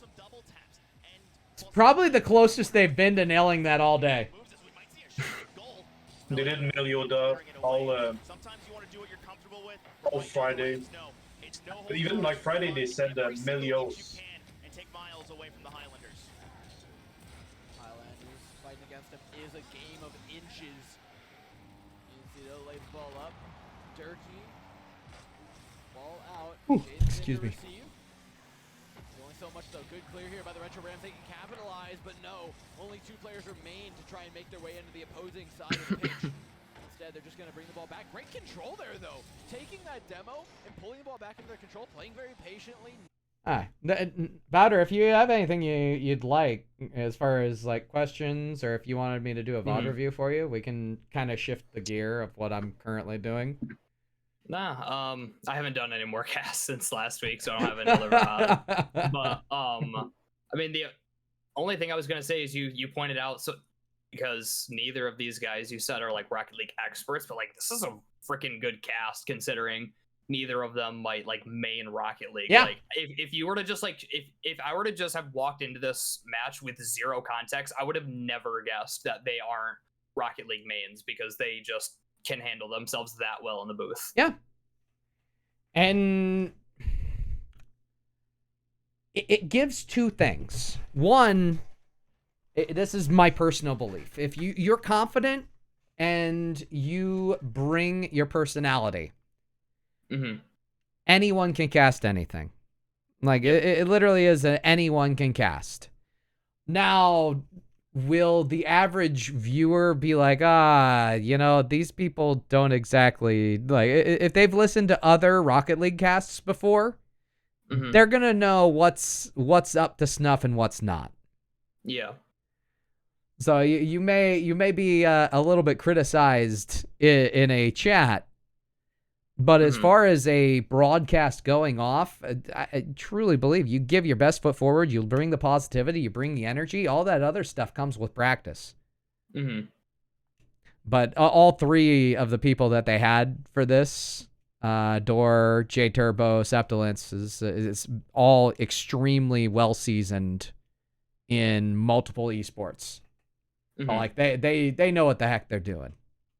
Yeah. And it's not that they don't know the game at all. They still know. Oh, right. Oh, yeah. A fair bit of I mean, Ryan. J Turbo is someone who, after the Nebraska side, was literally like, "Hey, you know, you literally told me, hey, you were an inspiration. I need to get into Rocket League. That is such a cool game." So it's amazing to see J Turbo in this role here. Mhm. Like a year to year and a half later, acting upon it, and you're on ESPN. There you go. What? Not trying to over-aggress is absolutely the right call, but LWHS, they're doing exactly what they did yesterday. Those proactive adjustments, right? Bringing out the demos to try and shut down that midfield pressure early. Yeah, but a lot of uncharacteristic misses in this corner. A lot of disorganization from both teams. And I'm going to say, I think this favors the Rams because the Highlanders love to be organized. But No, he's got it again. It's disgusting. Their families are watching. The flip reset. God, these days. Catches another one, puts it past the goalkeeper. Wow. At this point, he makes him look easy. Yeah, makes him look easy, makes it look like just a simple open net, really, because it feels like it is when you give this player that much space. But the thing is, we haven't been seeing Lake Wales given really any opportunities to go for those kinds of plays, maybe one or two a game. You're not seeing the same as we did yesterday, where, you know, you're having these artistic moments that these players are just showing up, showing out. They're forced to do it exactly when they have enough space, and only then, because otherwise there will be a counterattack from the Rams. I actually appreciate the positive light presentation right there. And they probably could have painted it even more for the Retro Rams. But it's like, you look at this team, game number 1, they got schlocked 8-0. 6-8-0. Yeah, it was rough. But they've gotten used to the speed. They've gotten used to the pace. At the start of the broadcast. Yeah. Like 60-10. Goal. 60 plus 60 goal differential to plus 10 in goal differential. So I was like, yeah, one of these teams is not like the other. Oh. That would have been a pretty daunting stat to present. By the way, this is not the team that did 45 goals when I broadcast. Wow. Rams have an opportunity. The one big thing I'm seeing right now is just LWH's ability to play higher. Right, mechanics are a huge gap in Rocket League. While I think Rams have been able to keep up in pace of the game since game number 2, when it comes to getting that ball, It's another really good spot. So many of those flip reset plays is because LWHS just has the mechanics to play higher, just like this. And you know, Rams, you want to challenge earlier, but if you can't get up there quickly enough, if you can't fly to the heights that Extreme Jaden can at that pace, you're going to get beat to the ball every time, and it's going to make for a lot more scary shots. Yeah, no, Extreme having some real pinpoint precision, that is not an easy shot to make. No. Those angles are incredibly tight. Understanding that you have to get it wide enough to get past the defense and tight enough to still stay inside that far post. It's not an easy shot to make, and we're seeing again that precision, but as you mentioned, the height, that mechanical ability, that confidence really is what comes into play, because in Rocket League, it is a game about confidence. If you feel you can hit every single shot, they're all going to hit the net. If you're afraid of hitting the posts, well, they're going nowhere near that net. Oh, be a weird goal. They're okay though. Durkee's able to put this one out wide. Good control for the team. Halfway through the game, 2 goals of difference again. Oh, great Lobo by Durkee. Takes it past all 3 of them. Phenomenal dribbling play. Oh my. This one, 1, 2, 3 players beat, all of them lifeless in the corner, and he trounces over their axles. Yeah, and in that solid blue Fennec, I thought Durkee was grudgy. That might have been an oversell. Just a little bit. It trounces over their ashes. I thought he said axles, or did he say ashes? I think he said ashes. I thought he said ashes. I'm like, Slow yourself down, be able to start that engine, slow it down, Tell me you cast Mortal Kombat without telling me you cast Mortal Kombat. Rams unable to find a clear here, and the boost has been stolen, I believe, from both corners by the Highlanders. So it's going to be here. Oh, that was close. They pick up another corner boost. Durkee continues to mount the pressure. High ball. All they're looking to do is just punish this backboard. If Durkee would have focused trying to recover off the ceiling, that would have been perfect. And again, Jaden catches the timing on the corner. I want to note this isn't. Man, you're still young. You have time to.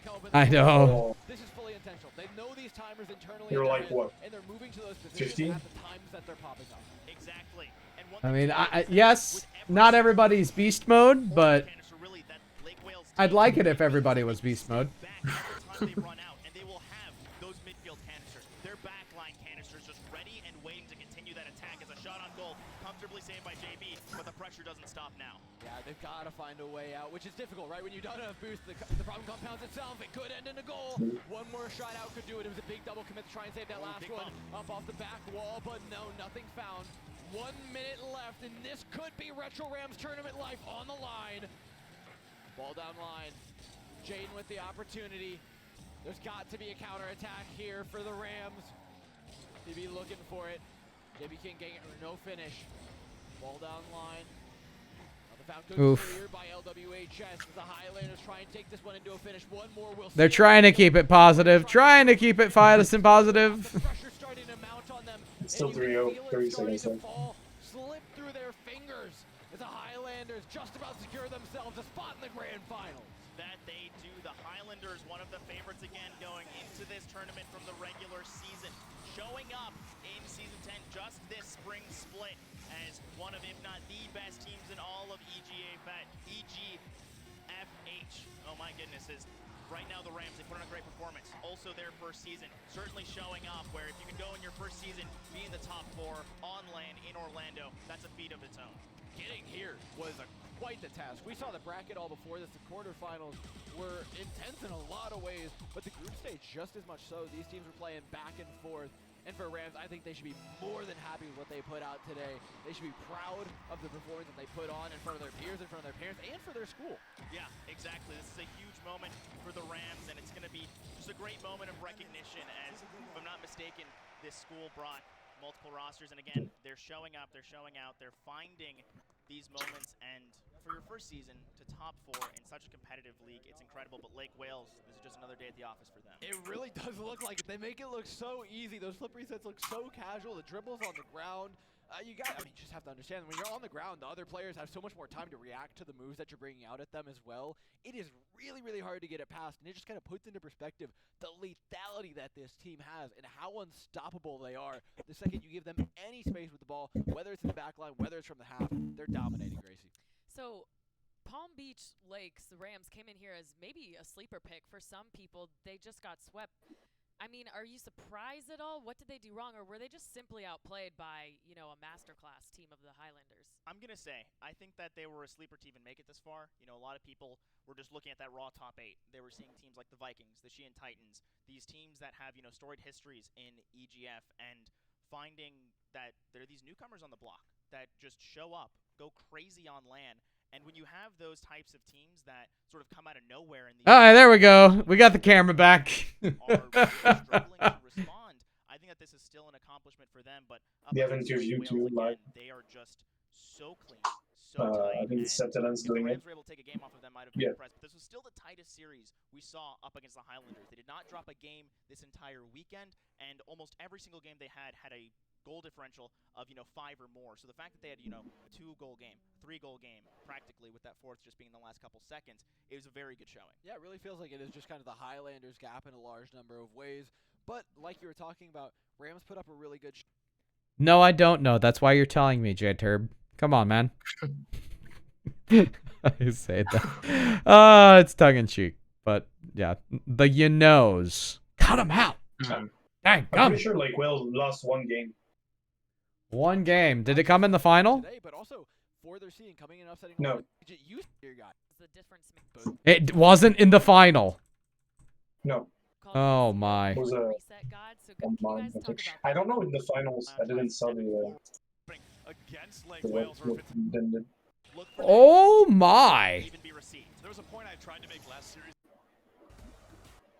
Trizon's Flying high-scoring games, or we're going to have 4 overtimes, 7 overtimes with 1 point on the board. I really do think that is very likely because these teams are playing at such a similar caliber. This is Said Lake Wales won? where the highest seed is going against the lowest. This is the 2 remaining teams Versus Hilltopper? that we have to offer here this weekend going toe-to-toe. Yeah, they lost to the team is called Sour Lime. So it's not this one. So I don't know if they. I didn't saw the finals. I don't know how it ends. But I know Lake Wales winning this. What kind of saves they can go for. They know their spacing, and right here, Reggie stealing away that boost, not allowing those mechanics to come out from the Highlanders. A boost drop might go a really long way because both these teams love to play quick, and you need a boost to be playing quick. So if either of them has the insight to see forward and look and, hey, maybe get rid of the thing that makes them go quick, right? Maybe get rid of the thing that makes them go quick to score a goal there in game 1. That's going to be Trizon coming in early. We've only got a minute 50 off the clock in Lake Wales. They're already a little bit lower on the scoreboard than they're used to. Machine gun Septilance over here. Don't got it. Don't got it. And a great start. It might be that, again, the Hilltoppers, they're fresh off their last series. They're ready to Okay. and they've been The cameraman's doing work again. Oh boy. It's still better than the mouth shot that we had.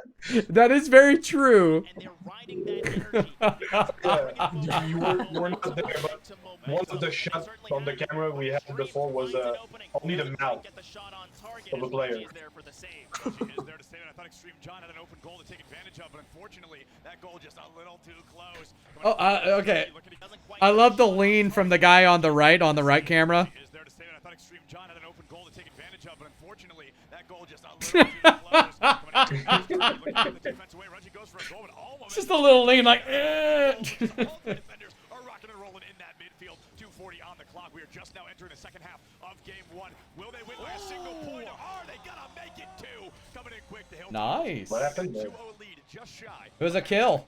And Rudgy again. See, look at this. Tries and sets Wow. looks Yeah, for a 50, I knew there but was something instead, strange in Rudgy that slows one. down the pace of play, looks for the dunk, and it is just the right decision to make. As now 2-0 up, Lake Wales facing their first challenge, and it could be that the Hilltoppers are our Godslayers. Kill with a dunk. It would be amazing to say the least, Turbo. To see somebody take a game on Lake Wales would be a first. That's something we haven't seen in ages. It looks like they are just getting warmed up. The Hilltoppers 3-0. We just entered the second half, and Lake Wales, they just cannot get their little wheels on the ball. It's not something we haven't seen in ages. It's something Their we haven't little seen pretty wheels? much at all. The only team to take games, period, off of this squad are the Hilltoppers. The only team to take a series, they don't exist. There isn't a single one in EGF, and I've got a feeling that to find one, you're going to have to get into the collegiate scene, as these boys are absolutely incredible and risky finding this one. It seems that the Highlanders may be a little cold after that break and are using this game to warm up, figuring out the Hilltoppers as they're still riding that heat from the last series. You know, I talked about it, and I was a little bit scared because they got to do one of 2 things. They got to watch the Hilltoppers and not stay warmed up, or stay warmed up and kind of not get to pay full attention to that last series. Looks like they paid full attention to the series, but their hands just not with their brains. Rudgy, though, my man is sinking them like they're free. Already we've got 4-0 in favor of the Hilltoppers, excuse me. And it's about to be 5-0. That's another open goal, Turbo. That's another, at least the third. It's funny how And one thing that I'm seeing the Hilltoppers just like will win this game probably by a lot, and this Lake Wales still win this series. Interesting. Yeah, I'm very It's one interested to see how this goes. that if you watch the way that the Highlanders like to play Yeah, in but this I need to go midfield, eat. the- So on that note, Alright, pass. I'm out. Appreciate you, man. Have a wonderful night. Yeah, See ya. you too. Up on the See ya. wall, look for that small infield pass down. And Oh, there we go. We got the cam again. plays materialize, they're cutting them off, and they're It's gotta be on purpose. That's what the Hilltoppers Oh, do. yeah. At least a little. Boys at what they're doing. Oh, we got ESPN we got Focus Cam. Let's go. We got ESPN Productions. Love it. Excuse me, to really take ball control. Nobody lost a teammate, or nobody kept one rather, so both teams at that disadvantage. We are just now getting down to our final 100 seconds of game 1, with a 5-0 lead on the board. Lake Wales definitely in a tough spot.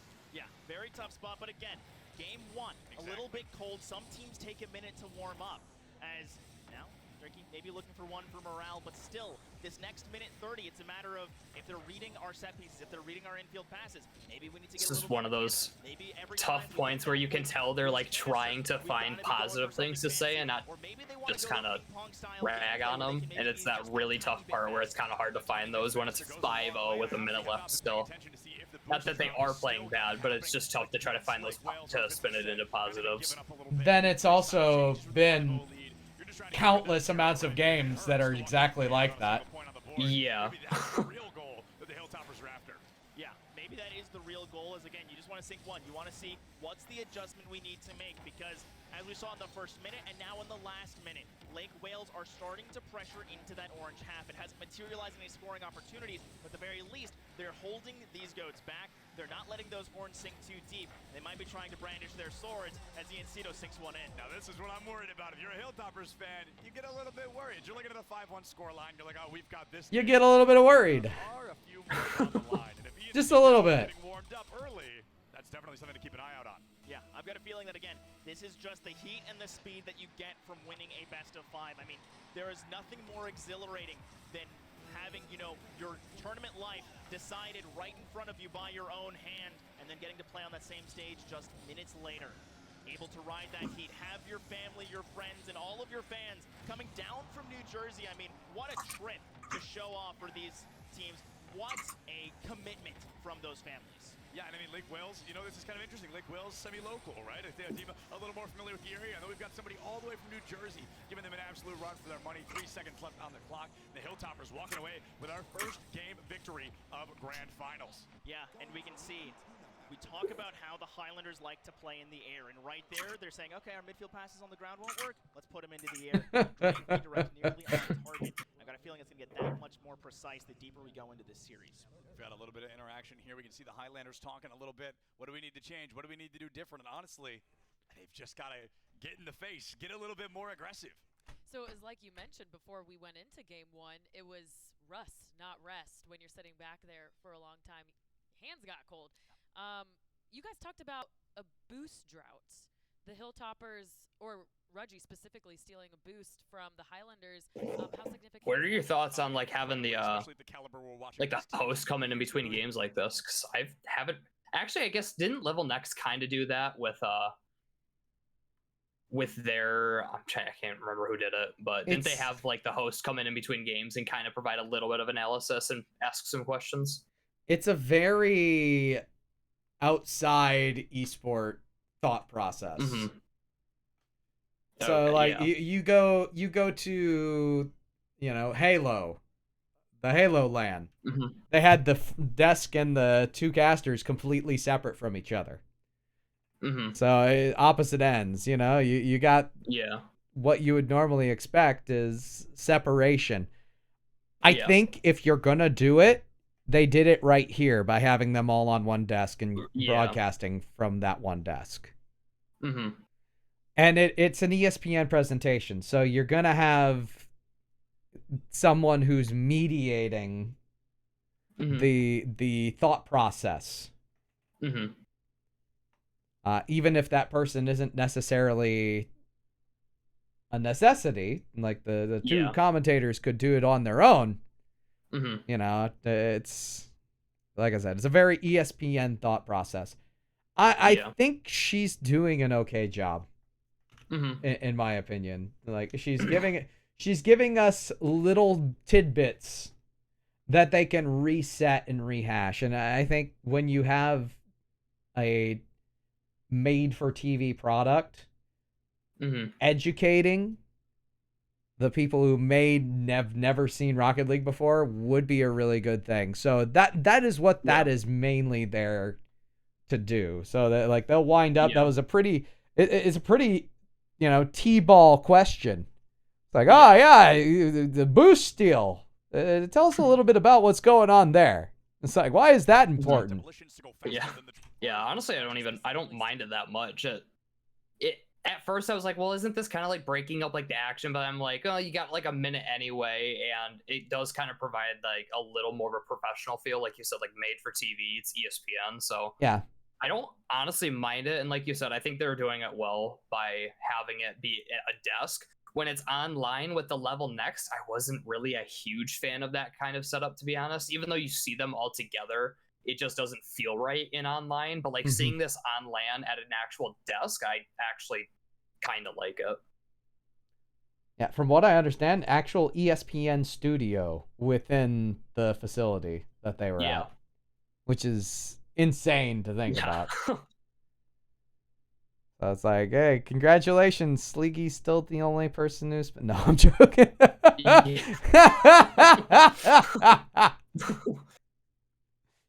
But you got three casters who can brag that, hey, there was this one time that I was on ESPN. Yeah. Feeling a boost from the Highlanders. How significant is that? I mean, incredibly, especially. How significant is that? You use the boost to get demolitions to go faster than the traditional car speed, and it really puts your team. Wait, what? Were you asking me, or is that just? No. I'm just. You guys talked about a boost drought. This is. Think of it like volleyball. She's setting. She's setting for the spiker. Especially the caliber. Yeah. Okay. You use the boost to get demolitions to go faster than the traditional car speed, and it really puts your team often in an advantageous position. So Rudgy going out of his way to guarantee as little boost as possible for the opposing team makes them slow, keeps them behind, and makes them much easier to demo.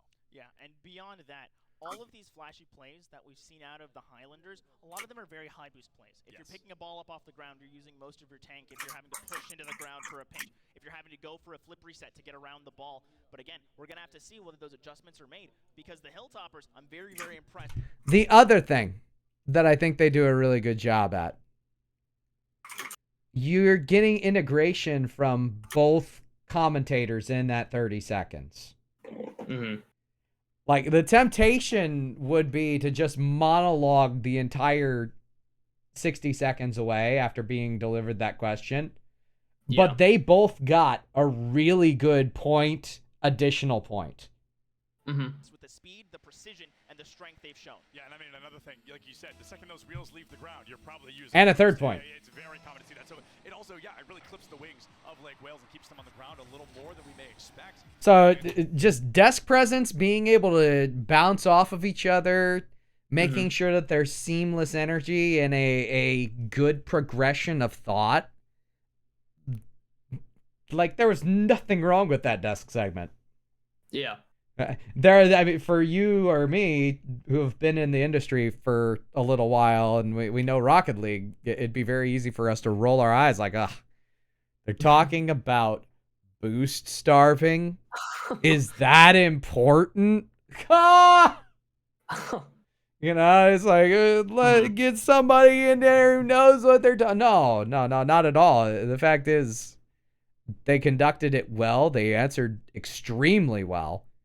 And they got everyone involved in the answer. So, like, logistically, everything about that spot, that in-between game, was perfect. You could not have asked for anything better. They knew what she set up something for them to talk about. They nailed it home, and everyone who was involved. It wasn't hijacked by one person. It added to the conversation rather than detracted. Quickly now, Ian Cito looking for an opportunity to strike an early goal for the Lake Wales team here. Would go absolutely insane, just like that. Ian Cito really opening the gates. What did I say last game? I said, uh-oh, Ian getting even a single goal. That's a sign of the warm-up, and that's when we can really start to get worried. Lake Wales, they lose one game. They are not looking to lose anymore. This is the #1 seed team, folks. This is the team looking to walk away with that Grand Finals championship. Yeah, absolutely. And what was more important is that you saw 2 members on the goal line for the Hilltoppers, but the precision on that pass, they knew they were going for a waterfall down, and the thing is, the Hilltoppers just have to hope that they're in position, and instead, Ian read the pass, read it well, found the back of the net, and in just a few seconds, they're back in the lead, back to where they're comfortable. Extreme John, a great demo on goal there. Takes Stark Risky out of the equation, makes it much harder for the Hilltoppers to engage. Going in quick is going to be an opportunity for Lake Wales if they can get it a little bit more to the left of the goal instead. Bounce back towards center field a little bit into a no man's land, and Ian Cito, he's got ball control, but can he hold on to it? He's about to go into a bit of a 2v1 against these defenders. It looks like the Hilltoppers are keeping it in the back third. There's the demo. Where's the follow-up? And unfortunately, it is nowhere to be seen. And Extreme John doesn't get that one. Might have been called off by Ian as the respawn was there, so had a slightly better angle, but now Turkey gets past 2, but still that third man always going to find that save as now the transition here, but denied by Ian. We're only a minute off the clock. So one thing, when you're a caster in a foreign land, It is nowhere to be seen. Yeah, Extreme John doesn't get that one. Might have been called off by... getting into theoretic thought processes, not always the best thing to do. Mm-hmm. Just because it's a whole lot easier to get lost. I appreciate the fact that this was just a quick dip and out.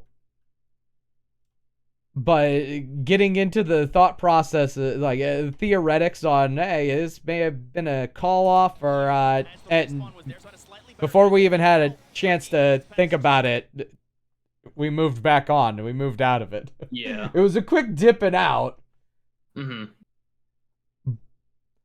I don't know that it's the best move when you are not 100% familiar with the ins and out of a games to get into theoretic or situational thoughts. Mm-hmm. Still that third man always Do going you... to find that save. Because I know you mentioned when you're not like a huge expert, but then would you just not recommend that overall? Because like you had said, it's kind of like a, no matter what, it's a quick thing, but like you've said before, Rocket League is such a quick game that like you try to quickly explain the theoretics and it's 5 seconds later the ball's on the other half of the field. No one cares what somebody might have been thinking. They want to know what's going on with the play. So is that just something to kind of avoid overall, or are there times where you feel it's important to maybe point out something like that? I do think if there are moments where it is so obvious that there was communication specifically, Right. like if you see a moment that was like, wow, their communication is on point, and take a look at this setup. This is brilliant. The quick 1-2, and you do not find your teammate without them pointing you out, but the execution is what is key here. You know, something, a spot like that where you get into the theoretics, you dap in it just real quick. The idea of there must have been. I like it when it's more in statement form rather than question form. Okay. Because if you leave open a question, you leave your audience open to questioning. Mm-hmm. And more often than not, if you leave an open question for your audience to answer themselves, they're going to leave open the, do you really know what you're talking about question. Yeah. So my thought process would be this. Try to keep control of the situation in the cast. Like, you don't want to leave things up to chance. It's almost like playing hacky sack, and I hate the analogy that I'm putting forward here. But in all honesty, you want to keep control of the ball, and the moment you let that fall, the moment you leave question enough to where your viewer can be like, oh, well, maybe this person doesn't know what they're talking about. You've dropped the ball. You've lost the game. Yeah. So you want to keep everyone mesmerized by the fact that you're keeping that sucker up. Mm-hmm. You know? And the best way to do that is with knowledge. It's with confidence. It's with a firm presentation rather than open-ended questions. The more open-ended questions that you end up putting out there, especially if they're theoretics or, you know, like, and I wonder if there was a lack of communication there. It's like, what's your co-commentator going to do with that? Right. Not very much. What are you going to do with that? Well, in this case, there was very little to nothing done with it. It was just moved on right back into the play. Right. So I would caution people with their use of that. that also being said, I mean, you find that moment, and in that moment, it can be so good. Yeah. To mention, it's like, oh, this is quite possibly the most beautiful play I've seen all day, and it does not happen without communication. Like, the tone there alone is enough for you to kind of feel the difference. Yeah. So it keeps you in a place of authority as the commentator. It keeps you in a place where the audience isn't questioning, oh, yeah, this is... No, they're going to be right along with you like, you know what? That really was that good a play, and it wouldn't have happened without communication. They're going to simply realize it is stated fact. Yeah. You know what? That's a good pickup. Yeah, it doesn't happen without communication. Maybe I need to start using comms. And that's usually how the internal monologue ends for most people in that spot. Because it's like, maybe I need to implement that into my game rather than what is this person talking about? Do they even know? But yeah, I would say the number one thing is tone. Trying to maintain a controlled tone, trying to make sure that you are not putting yourself or your co-commentator in a bad spot is so important. And leaving open-ended questions, I mean, granted, again, there is a place for it. Like, actually, I would even caution it in those circumstances too, just because there's always the well, Ken, what do you think this team has to do? They are currently in a very rough spot. What's a change you would make? Yeah. Okay, granted, you do something like that to me, I can pick it up. Not everybody's gonna be able to pick it up. Yeah. Then you also leave that open, and it's just like, eh. It's another one of those devices that you would want to use if you were comfortable, only if you were comfortable with your co-commentator and you knew that they were going to pick you up and it was going to make things better. Yeah. But it's also, you're talking about a time sink right there, because if you're asking your fellow co-commentator, is like, what would you do in this situation? Well, first off, I'm a champ 1. So these guys don't want my opinion. But secondly, I would just put the ball in the net. Well, that would be the worst part. You get somebody with like the dry humor, like Hunted. Oh, yeah. It's like, well, I would drive the ball into the net. Now all of a sudden, yes. In the moment, that's hilarious. It's like, we just answered an absurd question with an equally absurd obvious answer. But it would like I said, that would have the potential to derail an entire cast. Oh yeah. It'd be glorious, but not in the good way.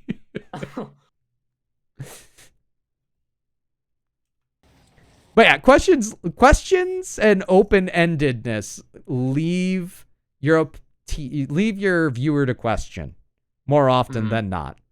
And you can have somebody pick you up well and transform an open-ended question into something, but there are times, more often than not, you want to avoid it.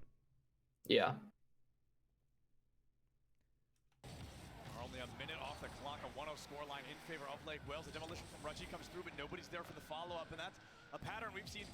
Here in game 2 already. The demo is there, the play is in place, but the player is not there to slam that ball into goal. So maybe if the Hilltoppers can clean that part up just a little bit, that little bit absolutely goes a long way. Yeah, it most certainly does. And right now, Trizon looking to make some space, but again, I said that the Lake Wales. What I would like to see. So what are they doing? Everywhere around, use the backboard to your advantage and get everyone involved. I loved that goal. Oh my goodness. I don't know if y'all could hear me gasp, but the tap in from Ian, Extreme John rolls up, down into the far right corner, off the post. Is it Extreme John? Really clever way.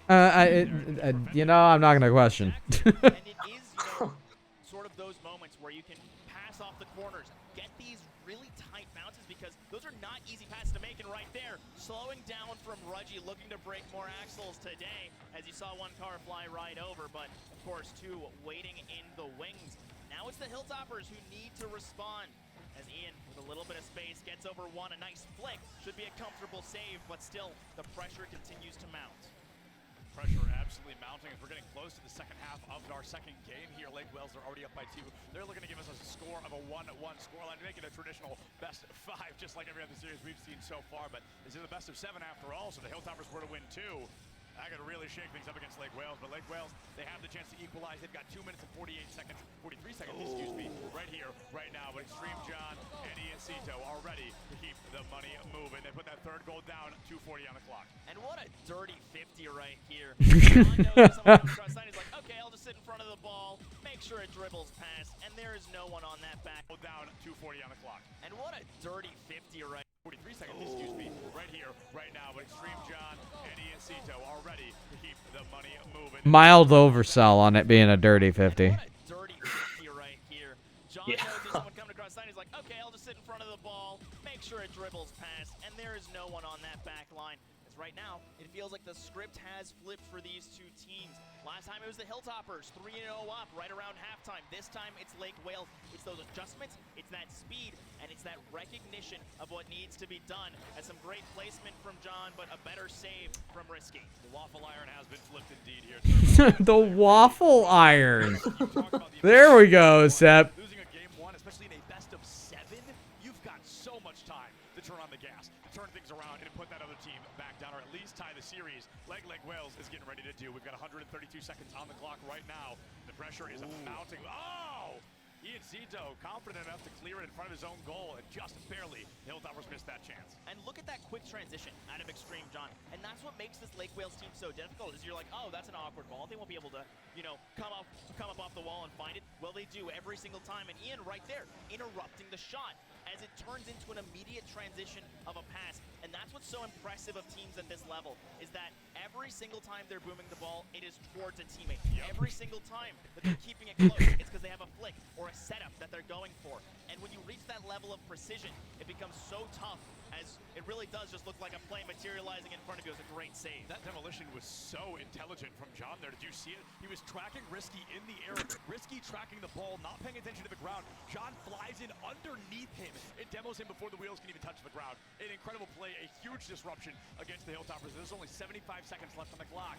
We're getting to that point where you're more scared of the timer than you are your opponents. Yeah, at this point, it's starting to feel like the end of game number 1, where the Hilltoppers just want to see if they can break out of this play style. But we brought it up. Dor mentioned that Mary Poppins bag of tricks. Yeah. We have seen 2 completely different. Please don't bring up the Mary Poppins bag of tricks again. Oh Lord. Like, you can only go back to that well so many times. Give me a variation. A spoonful of sugar will help the medicine go down. They've only lost a single game. That's a good one. Give me something just a little bit different. Then you go back to the Mary Poppins bag of tricks. If you want to make it an entire casting theme, sure. But no, don't do it.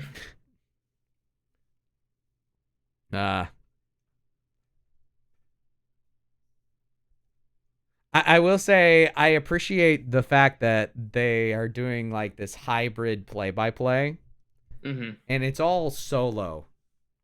It's all very solo centric. Like they're bouncing off of each other's points, but they're making analytical play-by-play each and every time. So it's like, okay, we're gonna take this 3 or 4 seconds of something that we noticed. We're going to play-by-play the scenario. We're going to analyze what that does for 10 seconds to 15 seconds. Then we're going to toss it off on we'll smooth it out with play-by-play till a clear and then toss it. Yeah. So it's like they're continuing to build upon what's going on. I just wish there was a little bit more of a variation. Mm-hmm. It's like I wish it was not both commentators doing it over and over and over and over again. Like, mix it up a little bit. I'm loving the little quips. I'm loving the little quotes here and there. I don't get me wrong. The Mary Poppins bag of tricks is the type of refreshment you need after going to the well 12 straight times. Yeah. It just, in that specific instance, it is another one of the repetitions rather than being something that is truly refreshing, a brand new concept or a brand new phrase that you haven't seen or heard. Like, it literally is all about trying to keep a cast flow that is smooth, but also at the same time not stale. Yeah. And one thing that I have kind of learned just through observation as of late, the highest level Rocket League right now, you're not hearing them go to play-by-play unless they have nothing better to say. Yeah, I have noticed that a little bit, that it is evolving even more. You're starting to see hybrid hit its peak. Yeah. So like you'll get, especially in the TriCasts, it's like you will have color point rolled into color point, rolled into a little bit of play-by-play. Oh, somebody else has a small color point, and somebody has a rebuttal to that point.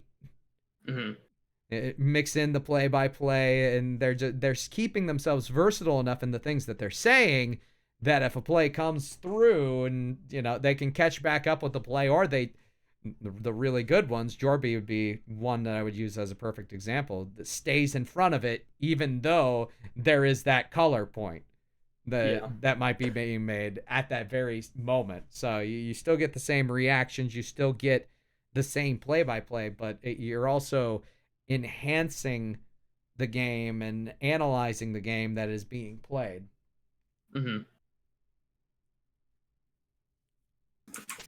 So play-by-play becoming less and less a normalcy. Makes me wonder what everybody is gonna think when play-by-play is not even used anymore. Yeah. In professional Rocket League. Get ahead of the times now. Yeah, true. They need more color commentators. They need more people to bring a little bit of personality to spots, but also be able to analyze what's going on at a semi-coherent level. And the fact of the matter is, we've seen two other types already this weekend, which means that if the Hilltoppers adjust, there's going to be another one just waiting from the Highlanders. 45 seconds, that is one goal per 15 seconds here from the Hilltoppers, and that's going to be a tough thing to turn around. They almost find the one, maybe the double, but it goes a little too high, gets cleared away, and as we enter that 35-second threshold, we're looking at 12 seconds per goal, give or take, and things are really starting to get scary for the Hilltoppers here in Game 2. We're going to be tied up 1-1. This is absolutely still anybody's series. Most certainly is. As Risky looks for a setup, and again, I want to see potentially one goal in these last 20 from the Hilltoppers, as it would go to show that they can adjust. They can adjust on the fly, but still, they'll have a small bit of time between these two games. They'll be able to talk it out with themselves, with their coach, figure out exactly how they can change, figure out what types of passes they can make. In a way, I'm glad I didn't buy the Mustang Mach-E. That engine sound is so rough. I can't deal with that. And I love that we get the chance to look at this team right now, and kind of, we don't get to hear what they're saying. You don't get to switch off of that engine sound, and that'd be devastating to me. Oh, you can't switch when it's a when it's in a contracted car like that. So like the 300Z has a pretty nice engine sound, and I'm thankful for that. Oh, let's see. Wales up 3-0, And I think a big part of that was how quickly they scored, less than 10 seconds. What does that do for a team's confidence? I mean, back to what I mentioned when we talked about Wilson, right? I talked about they were notorious for getting that immediate early goal. Did she steal, or did he steal? As you mentioned, J-Turb, about halfway through. It's like we've this team right now, and kind of we don't get to hear what they're saying. But we Yeah, she was kind of giving it to. You and me. Saying, we got Yeah, this right she was here. kind of giving it to John over here. There was that Yeah. gesture. He was like, "We've got this right now." They are back in that full mentality. They've tied up a grand final series. So the script flipped in that one because game one, as you mentioned, J-Turb, about halfway through, it was Summit up 3-0. This time it was Lake Wales up 3-0. And I think a big part of that was how quickly they scored, less than 10 seconds. What does that do for a team's confidence? I mean, back to what I mentioned when we talked about Wilson, right? They must have it where Snifflins talks first, though, because he immediately turned back and looked at him. So Yeah. Like I said, I guess not. Show up and 10 seconds in, you're like, we're already losing. We just got here. So I definitely think it has a toll on the mental. Yeah, it certainly has a toll on the mental, but I think more importantly, it showed that this is, a 7-game series. Sure, and there is that GG Go Next mentality, but the thing is, these games feed into the other. Yes. You saw the final score in that first game coming from the Highlanders, and you see the immediate strikeout from them in game 2, Yeah, showing that desk system and desk presence is so good. Lake Wales Highlanders family all cheering them on here from just about an hour outside of town, coming in to support their family, support their boys, and I love to see that Puerto Rican flag flying high. That's so cute. I love to see that. I really do. It's a good moment. Cute? I was gonna say it's cute. I don't know if that's not. It's not inappropriate. It just doesn't feel tasteful.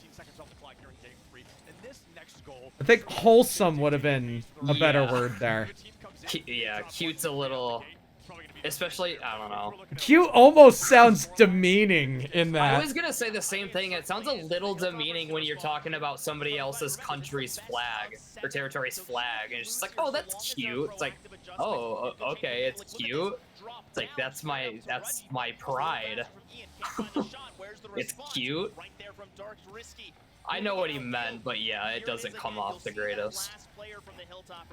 Strike forward with their boom, so that way they can meet the ball as it lands and try and demo those Highlanders. I like to see the Hilltoppers get a little thirsty for that boost once again. I think making that a difficult item for the Lake Wales team to grab was a huge play. A double demolition comes in quick, gives ball control just fully in favor of Lake Wales. They've got about 3-4 seconds to really restabilize, discuss the current plan, and maybe even name a strategy they'd like to go for right here. Durkee, a good read there, gets the up and over, completely eliminates one of the defenders from the Hilltoppers. Now pushing into a 3v2, into a 3v1, into a 3v none. Ian Cito walking that right into goal. Yeah, walks it into the net, and I mean, this is really all just extreme, John. Got past 2 in the air, and Rudgy, best effort, but the thing is, even if you make contact, that is still going in. There's 2 members ready to just punch it through, and first blood struck once again by the Highlanders.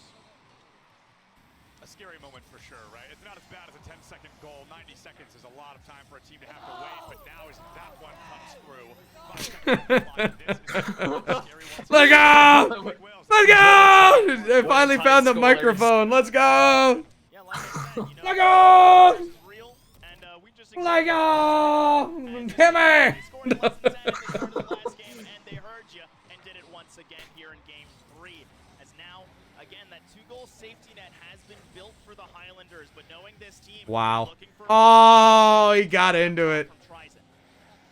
Durkee coming in quick along the left side, going to be able to find a huge opportunity to open the team and clear into center field. They're immediately getting the turnaround. It's going to be clear. Let go! Into no man's land. Now on to Ian Cito. Love it. Let's see how quickly the building can crumble before it is put back. 2 minutes off the clock. I don't know if I like the camera going behind the players to see exactly. Yeah, I don't know that I like that either. I like it in between games to kind of see the perspective and like, oh, so that's what they. I don't know. It just seems kind of cool in between games, but not during a game. It feels very distracting. But at the same time, this is what everybody wants. This is the ESPN presentation. Yeah. So yes, it does look awkward. I agree with you completely. Let's go! Let's go! Stop! Oh, fuck! Yeah! Oh, Mac! Let go! Close, only counting in horseshoes and hand grenades, and neither of those being used here in Rock. No!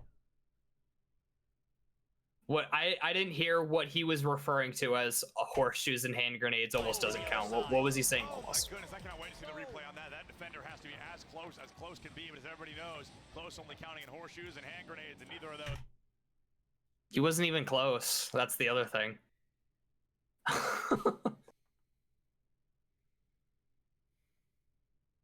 Are you good? Are you about to go off? I'm good.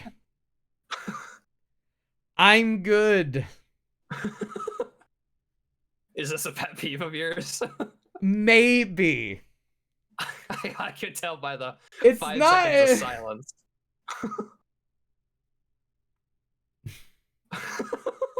I don't have your stream up, so I don't know what your face looks like right now. So it's. I hate it because it's a regurgitation. It's like, I know that Septilance most likely got that from me. Because that phrase is dated as heck. Just the phrase or using it in like a cast? Well, who plays horseshoes anymore? Oh, I know. Who tosses hand? Before. Well, yeah, it's an old phrase. I've heard it before, but yeah, it is. It is old. It's like we aren't okay.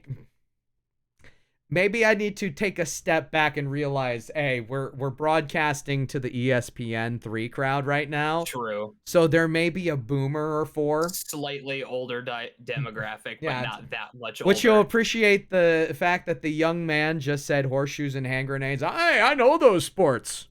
Yeah. But at the same time, like it hurts my soul personally because for me, in my first 2 years of commentating, it was one of my most overused vocal tropes. Mm-hmm. So I was like, oh, that was close. Horseshoes and hand grenades. Yeah. And it would especially take place when I would commentate with Curtis. Because Curtis is just as young as I am, but it looks like he's 95. I love you, Curtis. But yeah. But I gotta choke on that one for a minute.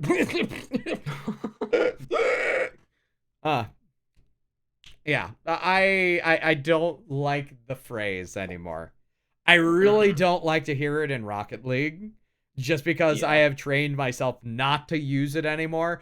And now that I've heard it again and somebody else has brought it back to relevance, I guarantee you in the next year, it's going to slip out of my mouth and I am going to facepalm myself so hard you can audibly hear it over the microphone.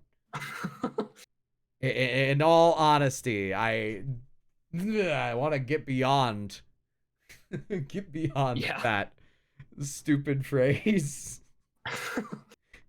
It's like it's so far out of place for especially my casting now. It's like, welcome to the CCA cast. Let's talk about horseshoes and hand grenades. Yeah. Here in Rocket League. Oh, just on the far side, and that is going to be a 3rd-point victory here for Lake Wales. 2.5. I think literally the last time I used horseshoes and hand grenades was because I was commentating with FBI Tugboat. Mm-hmm.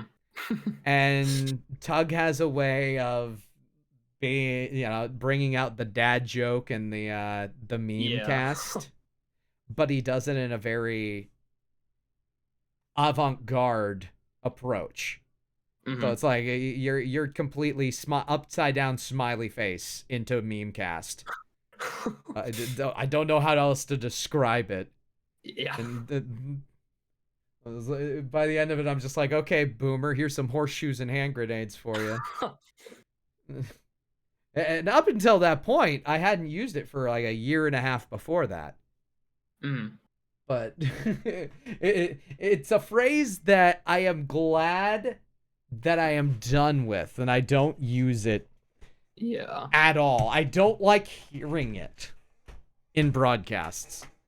So it's not like it's not like I'm gonna go through a broadcast if I'm scouting somebody and be like, they said horseshoes and hand grenades. They're done. They're done. All over. No, it cringes because it brings back memories of how bad a commentator I was when I first started. Uh-huh. So anyway, horseshoes and hand grenades. Blow that sucker up. I kind of want to see how this ends, and of course we're at the end of time. Oh, they brought it back.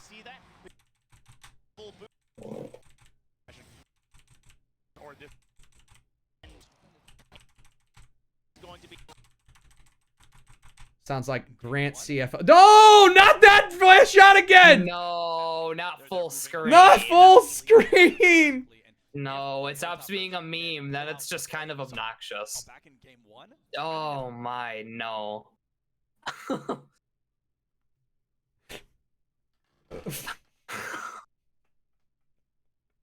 It might be better if who thought this was okay? It might be a little better if the player looked like he was like intense, but he looks like he's smirking, so then it just kind of looks like it's a meme. And it doesn't work when it's full screen like that. It is way too big. There's a reason in broadcast sports that the only time that you get those types of shots, it's off of tape.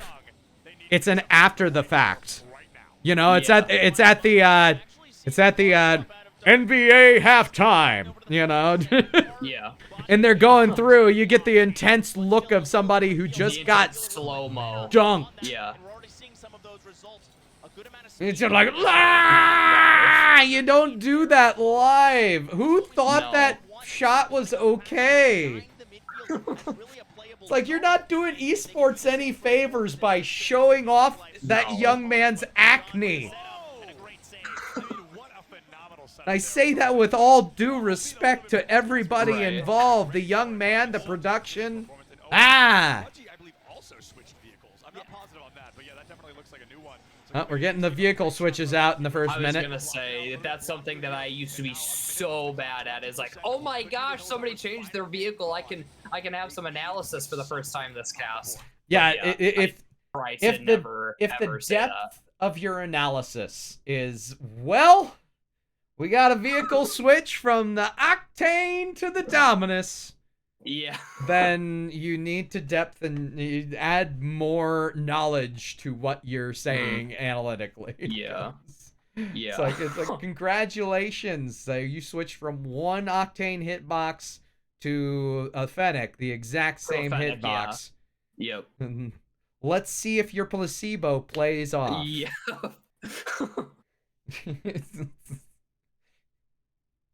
But yeah, no, dude. So this is how it ends.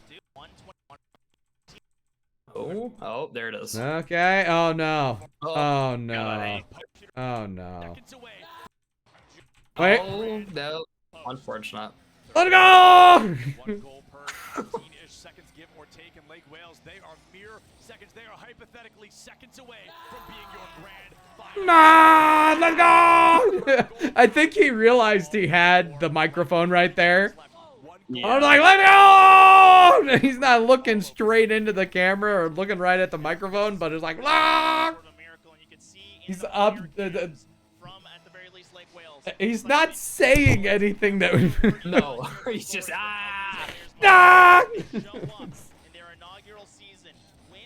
Like normally I go through a celebration like that. It's like, let's go, you know.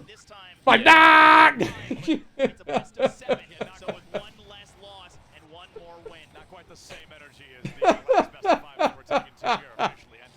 Okay, let's see the victory lap here.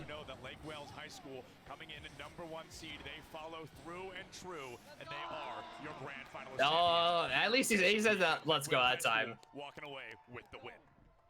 And it's just incredible. You can see the families jumping, cheering. Don't say it's cute, please. The best part of it. You see the family support. You see these players just knowing. I'm glad. And I appreciate they got off the young man in the middle's hip thrusts. Yeah. Hey, don't want any Oh yeah, Summit High School. A lot McCringleberry proud of here, putting flags type of going fun. out. How nice was it to see the families? A short Amazing. 50-minute drive from Lake Wales compared to all the other teams flying around here, and now it'll feel like a parade driving south back home.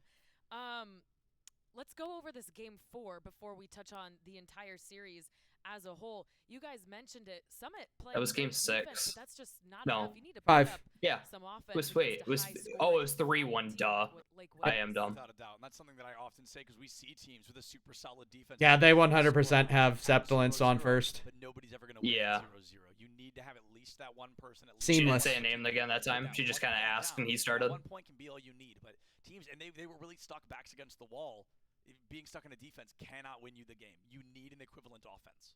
Yeah, and it really did just come down to adaptation. I sound like a broken record, but it's because I saw a different Lake Wales High playstyle almost every single game.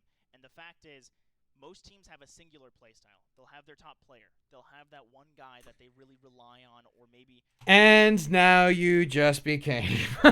Now you just revealed how much you are a multi-esport non-expertise in Rocket League. Nope. That is a filler analytic right there. Yep. On this, but you also are sitting there to present. And Dor does the presentation. Let's go. Entered the tournament as number 1, and they leave the tournament as number 1. We're going to toss it down to Dor on the floor. He is standing by. Dor on the floor. Yes. Yes. That's what I wanted to hear. I love a lot it. of these teams this weekend, but one above and by far all has had the easiest time, has shown us pure dominance. It is my pleasure to present to you your 2022 EGF High School National Championship winners. It's Lake Wales High School!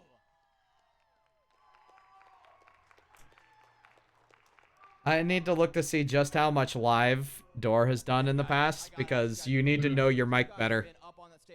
Yeah. Anybody else this weekend? You guys look cool, calm, and collected. Like, he needed to have a little more mic etiquette, pull it away during that very moment. Granted, that might have been the first time he had touched that microphone all day. Yeah. The longer it went, the more comfortable you seemed up there with the Intel Alienware PCs. It just got nicer and nicer. The energy got better and better. Product placement. Sponsored. Did it feel like home, or was it a little bit more uncomfortable with all the pressure? We felt like home. We already played so many matches up there. We already been used to it, and our energy was very high, and we already excited to play the game. They even have the ESPN style ribbon at the bottom. That's cool. With the champions right there.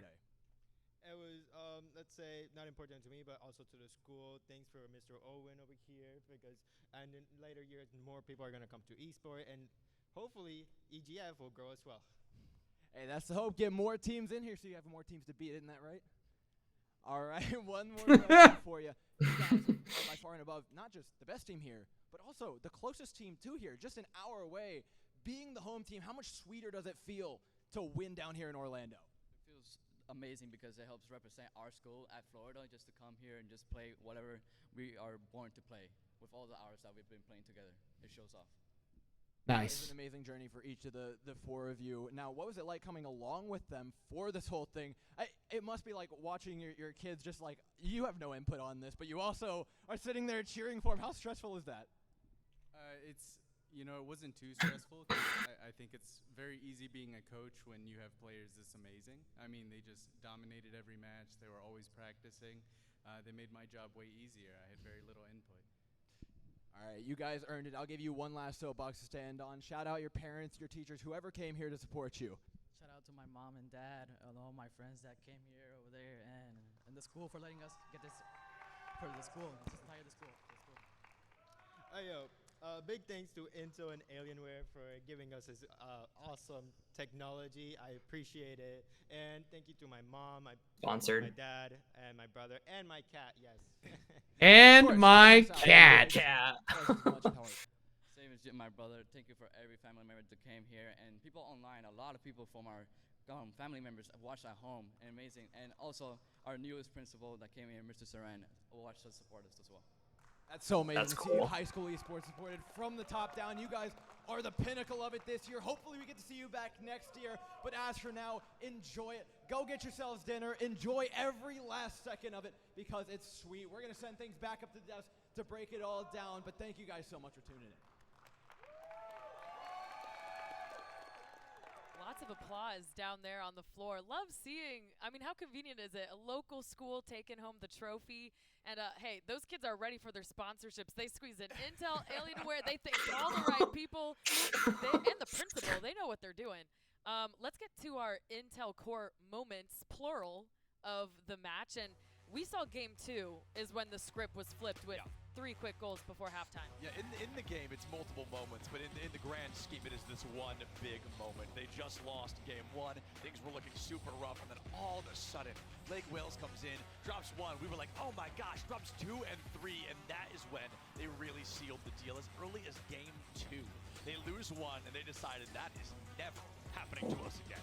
And the thing is, each of these moments, they weren't, single events. They were full team plays. It was the team getting involved. That first one, waterfall pass down, just completely taking the defense by surprise because you can get a very precise angle and get a very precise pass, and they found exactly that. That third goal, finding the stuff forward so that they could just pressure on in and Ian with the follow-up. I do appreciate specific moments. You got 2 of the teammates living in the same house, practicing, growing up together. There's that extra level of synergy that sharpens iron.